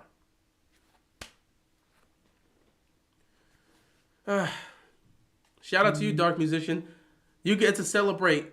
But you know it's a double-edged sword, because now the Steelers will be even more convinced that they should keep Matt Canada. So you guys get to suffer even more. So you got the win, but that just means Matt Canada is not going anywhere. Ah, man, I'm pretty sure I hurt my finger on one of these things. But yeah, it's the same story, man. It's the same story with this team. And yeah, I didn't like that throw from Lamar. I just felt you don't do that. You don't do that. I'm just saying, Lamar, you don't do that. You just don't throw that play to Odell. You just don't. I'd rather just have him take off, he gets hit, and then we just settle for a field goal. But you just don't do that. You don't do that there. You don't. Bro, we were still in position to blow them out even after the drops. No, we weren't. No, we weren't. Even with where were we in position to blow them out when they were dropping? You had a drop touchdown pass by Andrews. You had a drop touchdown pass by Rashad Bateman. That was in the first half. You had a big play that was dropped by Zay Flowers. You had another 2 more drops from Andrews. All these drops in the first half. In the second half, down in the second half, that big throw was in the fourth quarter. In the fourth quarter of the game, that big throw to Nelson Aguilar was in the fourth quarter where the game was still 10-3. He dropped it, which would have been a touchdown. What position were we in to blow them out? What game were you watching? It's saying the Lamar throw is what caused us to not be in position to blow. What are you talking about?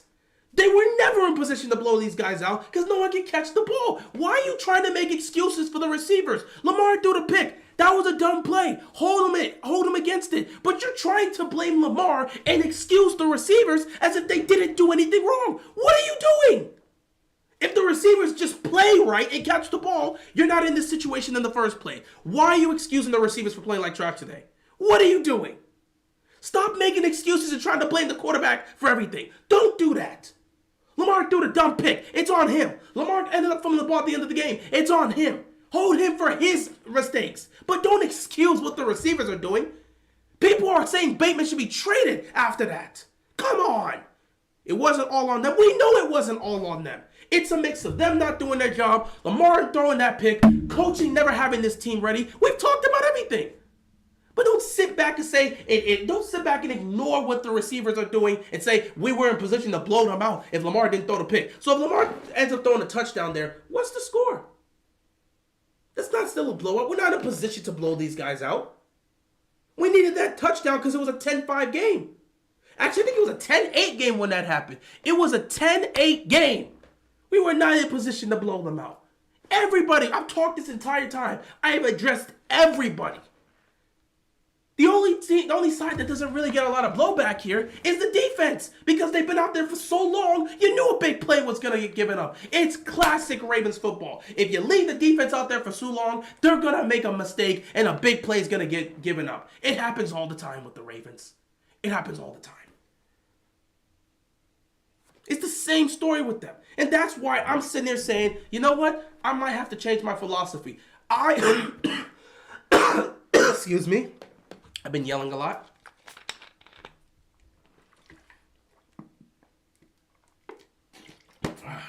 I've been one to sit back and say we probably shouldn't have fired Harbaugh. But after this happening, the same thing happening over and over and over and over and over again, at what point do you see the change? There's no change. Maybe it's time to change the philosophy in that locker room. Maybe Harbaugh needs to go. It's the same thing over and over again. It's the same thing over and over again. Nothing's changing. And you cannot progress unless you make change. At the end of the day, the reason why Cincinnati has been able to be successful in each of the last years is because they made changes. And those changes help them get to where they need to be. What changes have we made? Congratulations on making the change from offensive coordinator Greg Roman to a different one. Even a 5-year-old knew you need to make that change. You didn't do anything special.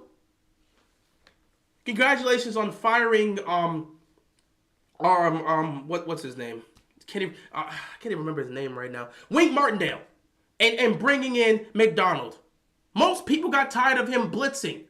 What the changes you made at offensive and defensive coordinator wasn't enough to change this. You need to change the whole philosophy. I'm tired. Every time they have a double-digit lead, they sit back and they play conservative. They always do it. It's like this team loves playing not to lose instead of just playing to win. They always want to play not to lose. And because they keep playing not to lose, they end up losing the football game anyway. You're starting to question Harbaugh? No, the question started coming up the last 2 years when he kept sticking with Greg Roman. We're beyond questioning Harbaugh now. We are beyond that. We are beyond questioning Harbaugh. Something needs to change. I'm dead serious with this.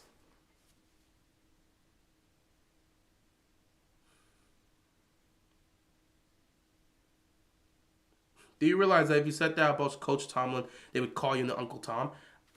I'm not a Steelers fan. I have nothing to do with whether or not Tomlin should be gone or not. That is not my call. If there are people that are saying Tomlin should be fired, handle that with the Steelers fan. I'm not a Steelers fan. That has nothing to do with me. But seriously, it's just, oh, look at the Vikings fumble. They can't stop fumbling. That's good for them. But still, it's the same story. It's the same story with the Ravens. At what point does that change? I'm serious. At what point do we get change? At what point do we get change? It's the same story with them every year.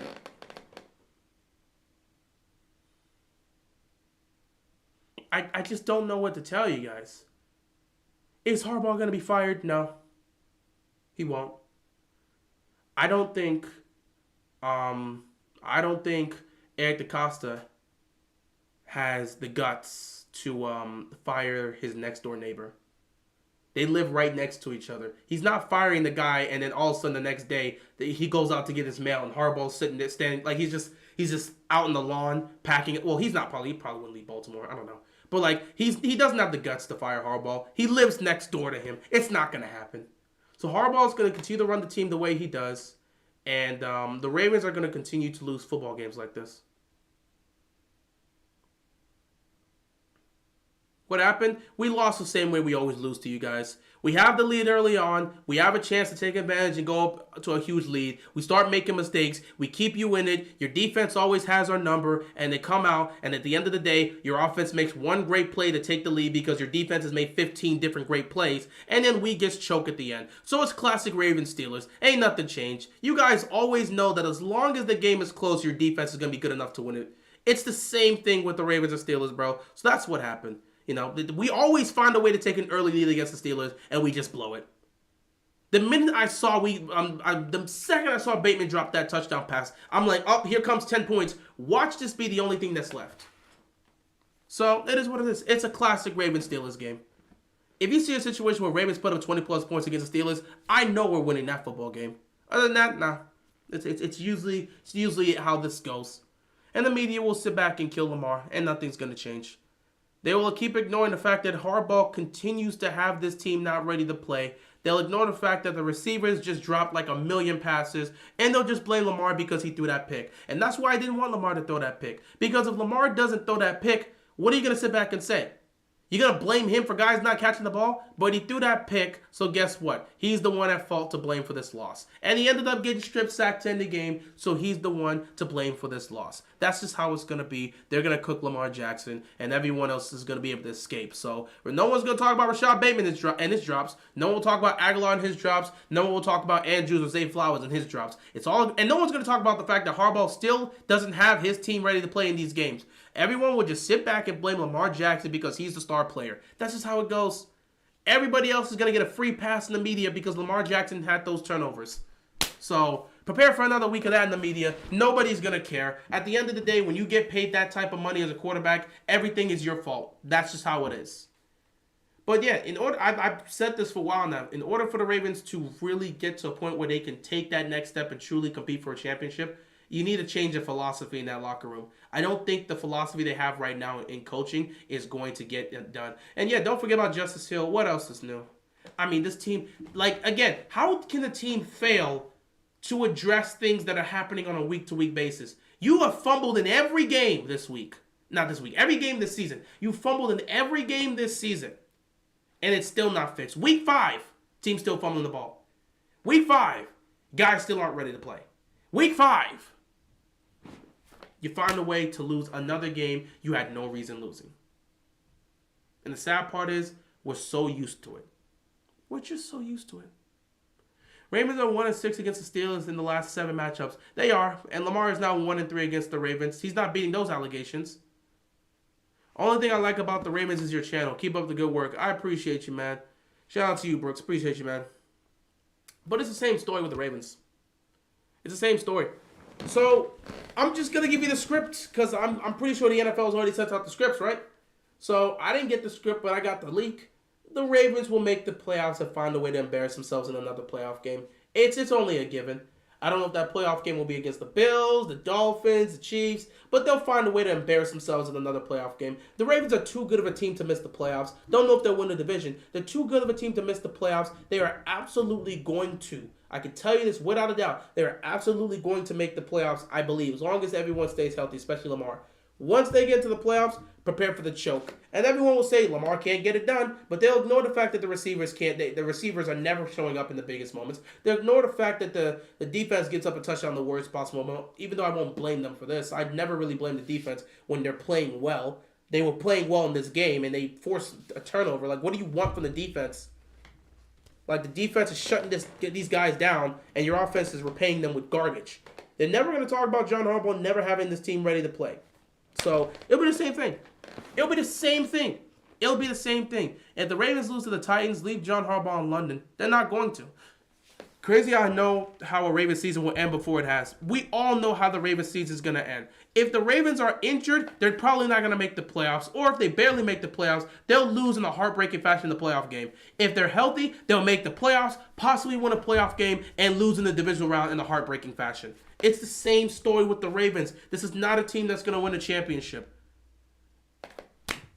Their style of play is so not in tune for winning a championship. It's not.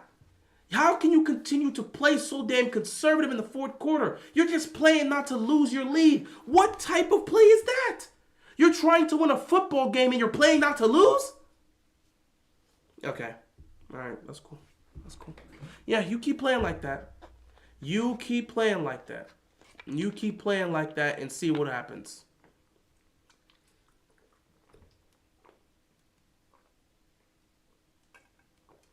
Man, I've been going for a while, huh? It's gotta be like 30 minutes. Forget making a video after this. This has to be my rant. Because I got nothing else left to say. I cannot stop this live stream and then be like, oh, let me go make a video now. Because I don't even have any anger left. I've expressed every bit of disappointment. We rely on the defense way too much. And we'll continue to rely on the defense. At the end of the day, I already have my picks. I already said coming out of the NFC is going to be the Niners. Coming out of the AFC is likely going to be the Chiefs. If not the Chiefs, well, I thought the Bengals would actually be, healthy. But once Joe Burrow got hurt, I pivoted over to the Dolphins. So I got Dolphins, Niners, or Chiefs, Niners in the Super Bowl. I don't trust this Ravens team to get it done when it matters most. But they show you time and time again that you cannot trust them when it matters most. I have half a mind to believe if the Ravens meet the Steelers in the playoffs, somehow they'll lose that game too, especially if it's in Heinz Field. You just can't trust this team. You can't trust this team. They're not built for these moments. Thinking Marlon Humphrey was rusty today. It's his first game of the season. He definitely was rusty. But, again, that always seems to happen for the Ravens. They have a lot of guys that just aren't healthy, and then they come back and they get cooked, and people are going to blame them for the loss. As if that guy was here the entire time, and he didn't just get back. But it is what it is, man. It is what it is. Like I said, the Ravens, I don't see them as a Super Bowl contending team. I told you guys to start off the season, I don't see them as a contending team, a Super Bowl contending team. After this game, I still don't see them as a Super Bowl contending team. It didn't matter that they won those other two games against their division rivals. I still didn't see them as a Super Bowl contending team. Not at all. And of course, the schedule only gets worse. I mean, if you love what you're seeing right now with the Ravens struggling against the Steelers, you're going to love some of these other matchups they got to deal with. It's the same story. It's the same story with Baltimore, and nothing will change. It's the same story with Baltimore, and nothing's going to change.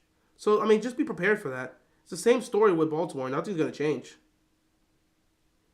Yeah, let's see. We got the Titans next week. That's not an easy game because the Titans defense plays well against us. The Lions are not an easy win. The Lions are not an easy game. We could very well lose against the Lions. Cardinals, Seahawks. But let me just name some of the teams we could potentially lose to. Titans, Lions, Chargers, Jaguars, because they're starting to get going. Niners, definitely. Dolphins. And you got the Steelers standing off the season. I would not be surprised if this team is sitting here with 7 losses on the season and making the playoffs. Wouldn't be surprised. Wide receivers play like trash. They're the reason for this loss.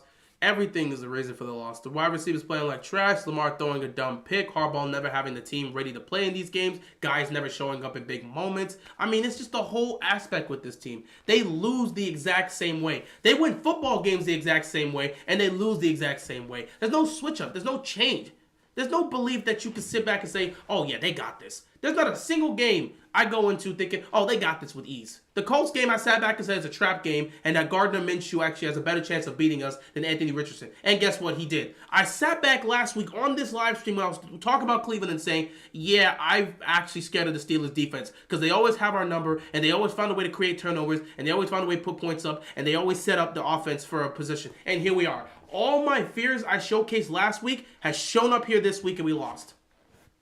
So only 10 points, more fumbles, poor offense, 4 missed touchdowns, terrible coaching, and so many missed catches. At this point, it's no excuse. Worst part is we do this against a divisional rival. How embarrassing. Venzo, we do this all the time. We do this all the time. When's the last time you've gone into a game thinking we're going to absolutely dominate and there won't be any issues? I don't remember the last time. Even that Cleveland game, it turned out to be that way. And the only reason it turned out to be that way is because Deshaun Watson didn't play. I went into that game thinking Deshaun Watson was going to play. That's why I was like, it's going to be close. But he didn't play, so you had a rookie. And Ravens love to abuse rookies. I got us at 8-9 as of now. Wouldn't be surprised if we go 8-9. Would not be surprised. Because we love to play football the same way. And it's going to cost us from winning anything significant. I'm going to say something that no one will probably say. Special teams is very bad this season. Oh, yeah, dude. You're exactly right. They made a great play today. Shout out to them. But you're exactly right. Special teams this year has been awful. And it's funny. You know, you have a head coach who specializes in special teams, and his special teams unit is terrible. So the special teams unit is terrible. The offense is an inconsistent mess. And you still never have your team ready to play. Why is he still the head coach? You guys swear up and down Brian Billick was terrible and needed to go. And the same thing Brian Billick was doing that caused him to lose his job is the same thing Harbaugh's doing now. Yet Harbaugh's still here and Brian Billick lost his job to a rookie coach that was a special teams coordinator with the Philadelphia Eagles. So how comes with Brian Billick, he had to go after making these mistakes over and over again, but Harbaugh gets to stay because of what? The Super Bowl he won? Didn't Brian Billick win a Super Bowl? And technically with his, yeah, he had the greatest defense. He had arguably the greatest defense. I'm not going to say the greatest because you still got them, the 85 Bears, a bunch of, yeah. You had one of the greatest defenses of all time helping you out. And that offense you had was garbage. But you still won a Super Bowl with them. So he won a Super Bowl. Harbaugh won a Super Bowl. But Harbaugh gets to be here longer because of what? What happened? What happened? Is Harbaugh too aggressive on fourth downs? Harbaugh doesn't know what he wants to do. He'll be aggressive during the worst moments, and he'll be conservative during the worst moments. He does not know what he wants to do. Every time, he does not know what he wants to do. We'll go for it on fourth down in the most random of moments and fail to get it. We'll go for 2-point conversions in the most random of moments and fail to get it. He'll be conservative at the worst moment where you have to be aggressive and get the ball down the field. It's the same thing.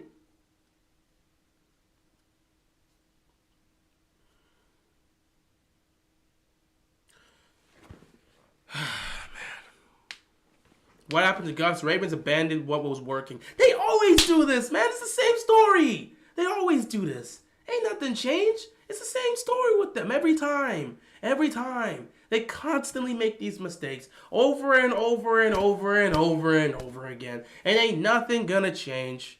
Y'all receivers trash. Dude, this whole team is a mess. This whole team is a mess. The Ravens receivers had not dropped a single pass heading into this game, and all of a sudden everybody can't catch a cold.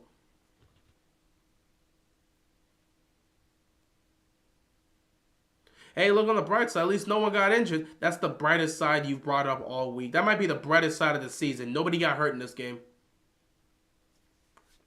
Dude, Washington's been a mess for 30 years. At some point, that's just who you are. They're no longer a storied franchise. Snyder ruined the franchise, and they haven't been good since. So you've been at it for 30 years. There's no change. That's just who you are now. So there was never any hope for Washington, and there still isn't much hope now. There's a little optimism now that Snyder's gone, but there's not a lot of hope. They've been like that for 30 years. So once you've done that for 3 decades, it's just who you are.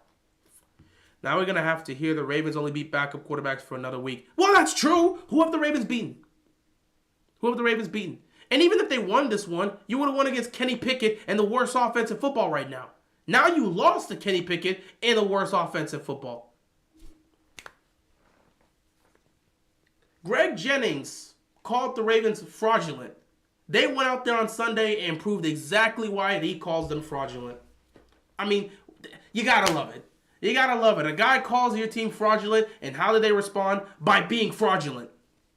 Fantastic. They just love embarrassing themselves in the biggest moment. I can't wait. The Niners are probably going to cook us. The Dolphins are probably going to cook us. We might choke against the Chargers, though the Chargers love to choke too. Who knows? Who knows? Who knows?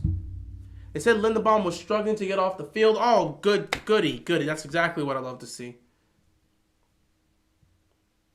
It's the same story. Bateman looked injured. Bateman didn't. I don't know if he got nicked up at the end of the game, but if you're talking about him on the field, his production was terrible. He didn't do anything. He didn't do anything significant. If he got nicked up at some point in the game, he's probably going back to the injury list too. This team is not competing for a championship. You're not going to convince anybody that this is a Super Bowl contending team. You're not going to convince anybody. The Chiefs are a contending team because they're still winning football games despite the fact that their offense hasn't gotten going because they actually have a defense now. Shout out to them. The Bills are a contending team, even though I still think they'll choke in the biggest moments. But they're still at least a contending team. The Dolphins are definitely a Super Bowl contending team as well. I don't look at the Ravens as a Super Bowl contending team. And yeah, you can make an argument that everybody in the AC right now have choked one way or another. We just saw Josh Allen and the Bills choke to the Jaguars. And we saw that one time they choked, that the Chiefs lost to the Lions. And they should have potentially lost to the Jets. So you can make an argument that nobody's really playing well in the AFC right now. But again, at the end of the day, I'm not here to judge everybody else. I'm here to judge my football team. And my football team has been fraudulent. They've shown some fraudulent moments. You cannot deny that. If the Ravens miss the playoffs without injuries, Harbaugh better be fired. He's not going anywhere. DeCosta doesn't have the guts, which is why I look at Steve Buscaglia. So how many times are you going to watch Harbaugh continue to do the same thing and the team continue to make the same mistakes before you sit back and say, you know what, we probably should make a change. We probably should make a change. Anyway, guys, I think I'm going to leave it here. Love the posters. I'm a big One Piece fan too. Appreciate it, man. I got all of the Straw Hats Bounty posters here. Let me see if I can lift up my screen. Legit, I got all of the Straw Hats Bounty posters here. Yep. And then I can just go like this. Yeah, so I got all of them. Yeah, Luffy, Zoro, Sanji, Robin, Chopper, Nami, Usopp, Brook, Jinbei, Frankie. Got all of them there together. So yeah, I got all the Straw Hats posters here. Do got another poster for them too. I also got like a Kingdom poster here as well. I got other posters in this room, but I can't like turn my computer there. I got like Goku right here. I got Naruto right there. Rukia right here. And yeah, so I just got posters everywhere. That's how it is. But yeah. Anyway, guys, I'm gonna leave it like this. The Ravens continue to lose the same way they've been losing for years now. At some point, you got to look at the philosophy of this football team. You got to look at the head coach, and you got to question whether or not this is the head coach that's going to help lead this team to the promised land. How many times are you going to continue to lose the same way before you realize that something needs to change? How many times is this head coach going to continue to lose football games in the same way? Never have his players ready. Never be able to show up in big moments. Team fumbling and costing themselves a game in the worst moments. How many times are you going to let the same thing happen without it being addressed? How many times are you going to have to let same issues occur over and over again without them being fixed? What are you doing as a head coach to fix this? When things become consistent, we start looking at you. And people are going to blame the quarterback, and obviously he's going to get some blame. He deserves a lot of blame. Anybody that's saying Lamar Jackson is blameless in the game, you're wrong. He shouldn't have made that throw. That pick is on him 100%. So even he made mistakes too, and he has to be held accountable for his actions. Nobody's ducking the smoke here. He's part of the issue in this loss. So yeah, Lamar Jackson is held accountable for his pick. But again, the Ravens continue to lose football games in the same way. What do you do with that? What do you do? I don't need to hear about miscommunications and stuff. It's week 5. Nobody's going to talk about none of that. You never have your team ready. Stop saying the same things over again. We don't care. What arc is when to start? Well, okay, the Straw Hats started. That was after the Marineford arc, and it actually wasn't an arc where they trained. It was a time skip. So at the end of that arc in Marineford, you had the post-Marineford arc where you're kind of just wrapping up the first half of One Piece, like pre-time skip, and everyone went to train for 2 years. So there's no arc where you see them training. It was a pre-time skip and a post-time skip. So they trained, came back after 2 years. So there's not a specific arc when it comes to the Straw Hats training. That's just something that like occurred in between the pre-time skip and post-time skip of One Piece. But yeah, it's the same thing overall. I don't want to hear about miscommunications and stuff. It's the same problem. If it's miscommunication, why won't you fix it? It's week 5. You're starting to get up there where the miscommunication can't continue to be an excuse. What's going to happen in week 12 when you make a mistake and it's miscommunication? That's all you're going to have to say? Sure, that's going to be able to work with you. It's the same story, guys. At some point, you have to take a look at the philosophy of this team and question whether or not that you got to start questioning whether or not this coach is the guy that's going to take you to the promised land. He's had a great 15 years here. He came in here in 2008. He won a championship as a coach. At some point, you got to know it's time to move on. At some point, you have to. You cannot keep a coach here for the same time for 15 to 20 years and assume you're going to win. At some point, you got to take a look at the coaching and the philosophy in that locker room and say, it's a new era. We got to make a change. The reason why the Rams have been successful is they moved on. Jeff Fisher wasn't getting it done. They went to a spiffy young a spiffy young coach in Sean McVay, and it worked out for them. The Niners, they knew at some point it wasn't going to really work out with Harbaugh with Jim Harbaugh or anyone they threw there. They eventually went after Kyle Shanahan, and it worked. At some point, you just need a new head coach. The Bills got tired of the nonsense they had there. So what did they do? They went out and got Sean McDermott. You got to start making a change when things aren't working. And you can say whatever you want about Zach Taylor. They needed that change. They needed that change. The only person I could sit back and say right now that no matter how many years has passed, he's still been successful, no matter how long he's been there, and he probably will continue to be successful, the only one you can point to is Andy Reid. Who else? Look around the league. Who else? Mike Tomlin's had great offensive teams that accomplished nothing. Since 2008 when they won that Super Bowl. But yeah, I'll say this. Since 2010, because they made the Super Bowl in 2010. He's been to 2 Super Bowls. You made the Super Bowl in 2010. What have the Steelers done? They made it to 1 AFC title game, so shout out to them. But that's it. Not saying you should call for a Tomlin's head, even though I know Steelers fans have called it. But at some point, you gotta look at the team and say, is it the philosophy of the locker room? Is it the coaching philosophy that needs to be changed? No playoff win in like 7 years. That's crazy. At some point, you feel like something's gotta change. Something's gotta give. I don't think a head coach can really be on the team for 15 to 20 years. Because at some point, the message you're trying to push in the locker room, it's just not going to work. We just have to accept that this team is just mid until we see change. This team's not winning a Super Bowl until we see some legit change. And I truly believe that. I truly believe that.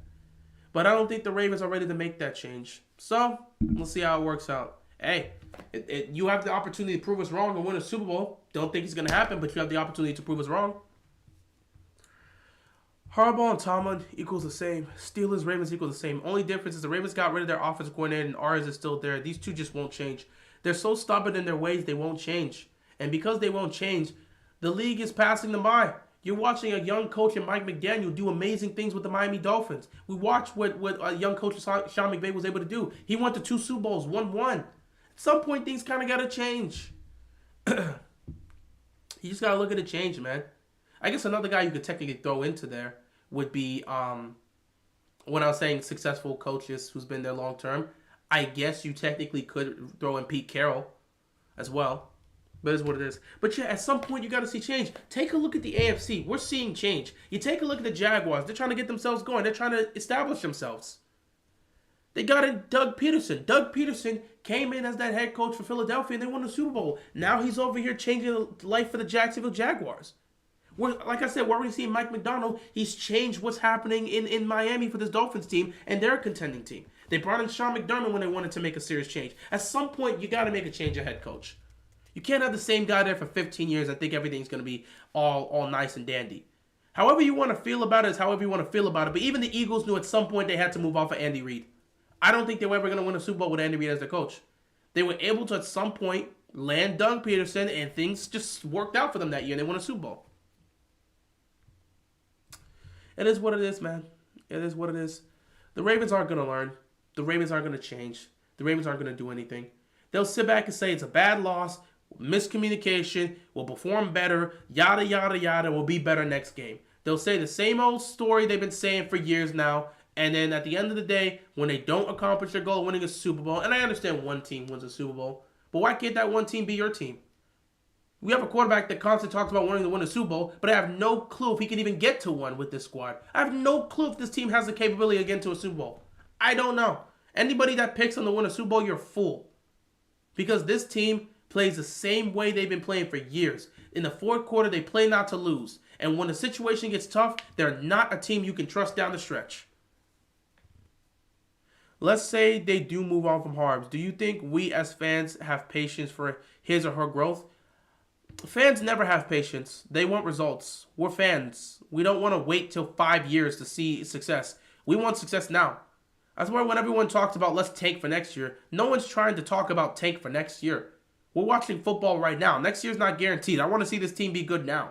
So no, people do not have patience to wait. Fans certainly don't have patience to wait for someone's growth.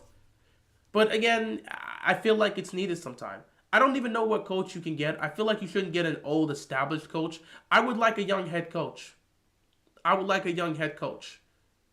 Can you find a way to steal somebody from the Andy Reid coaching tree?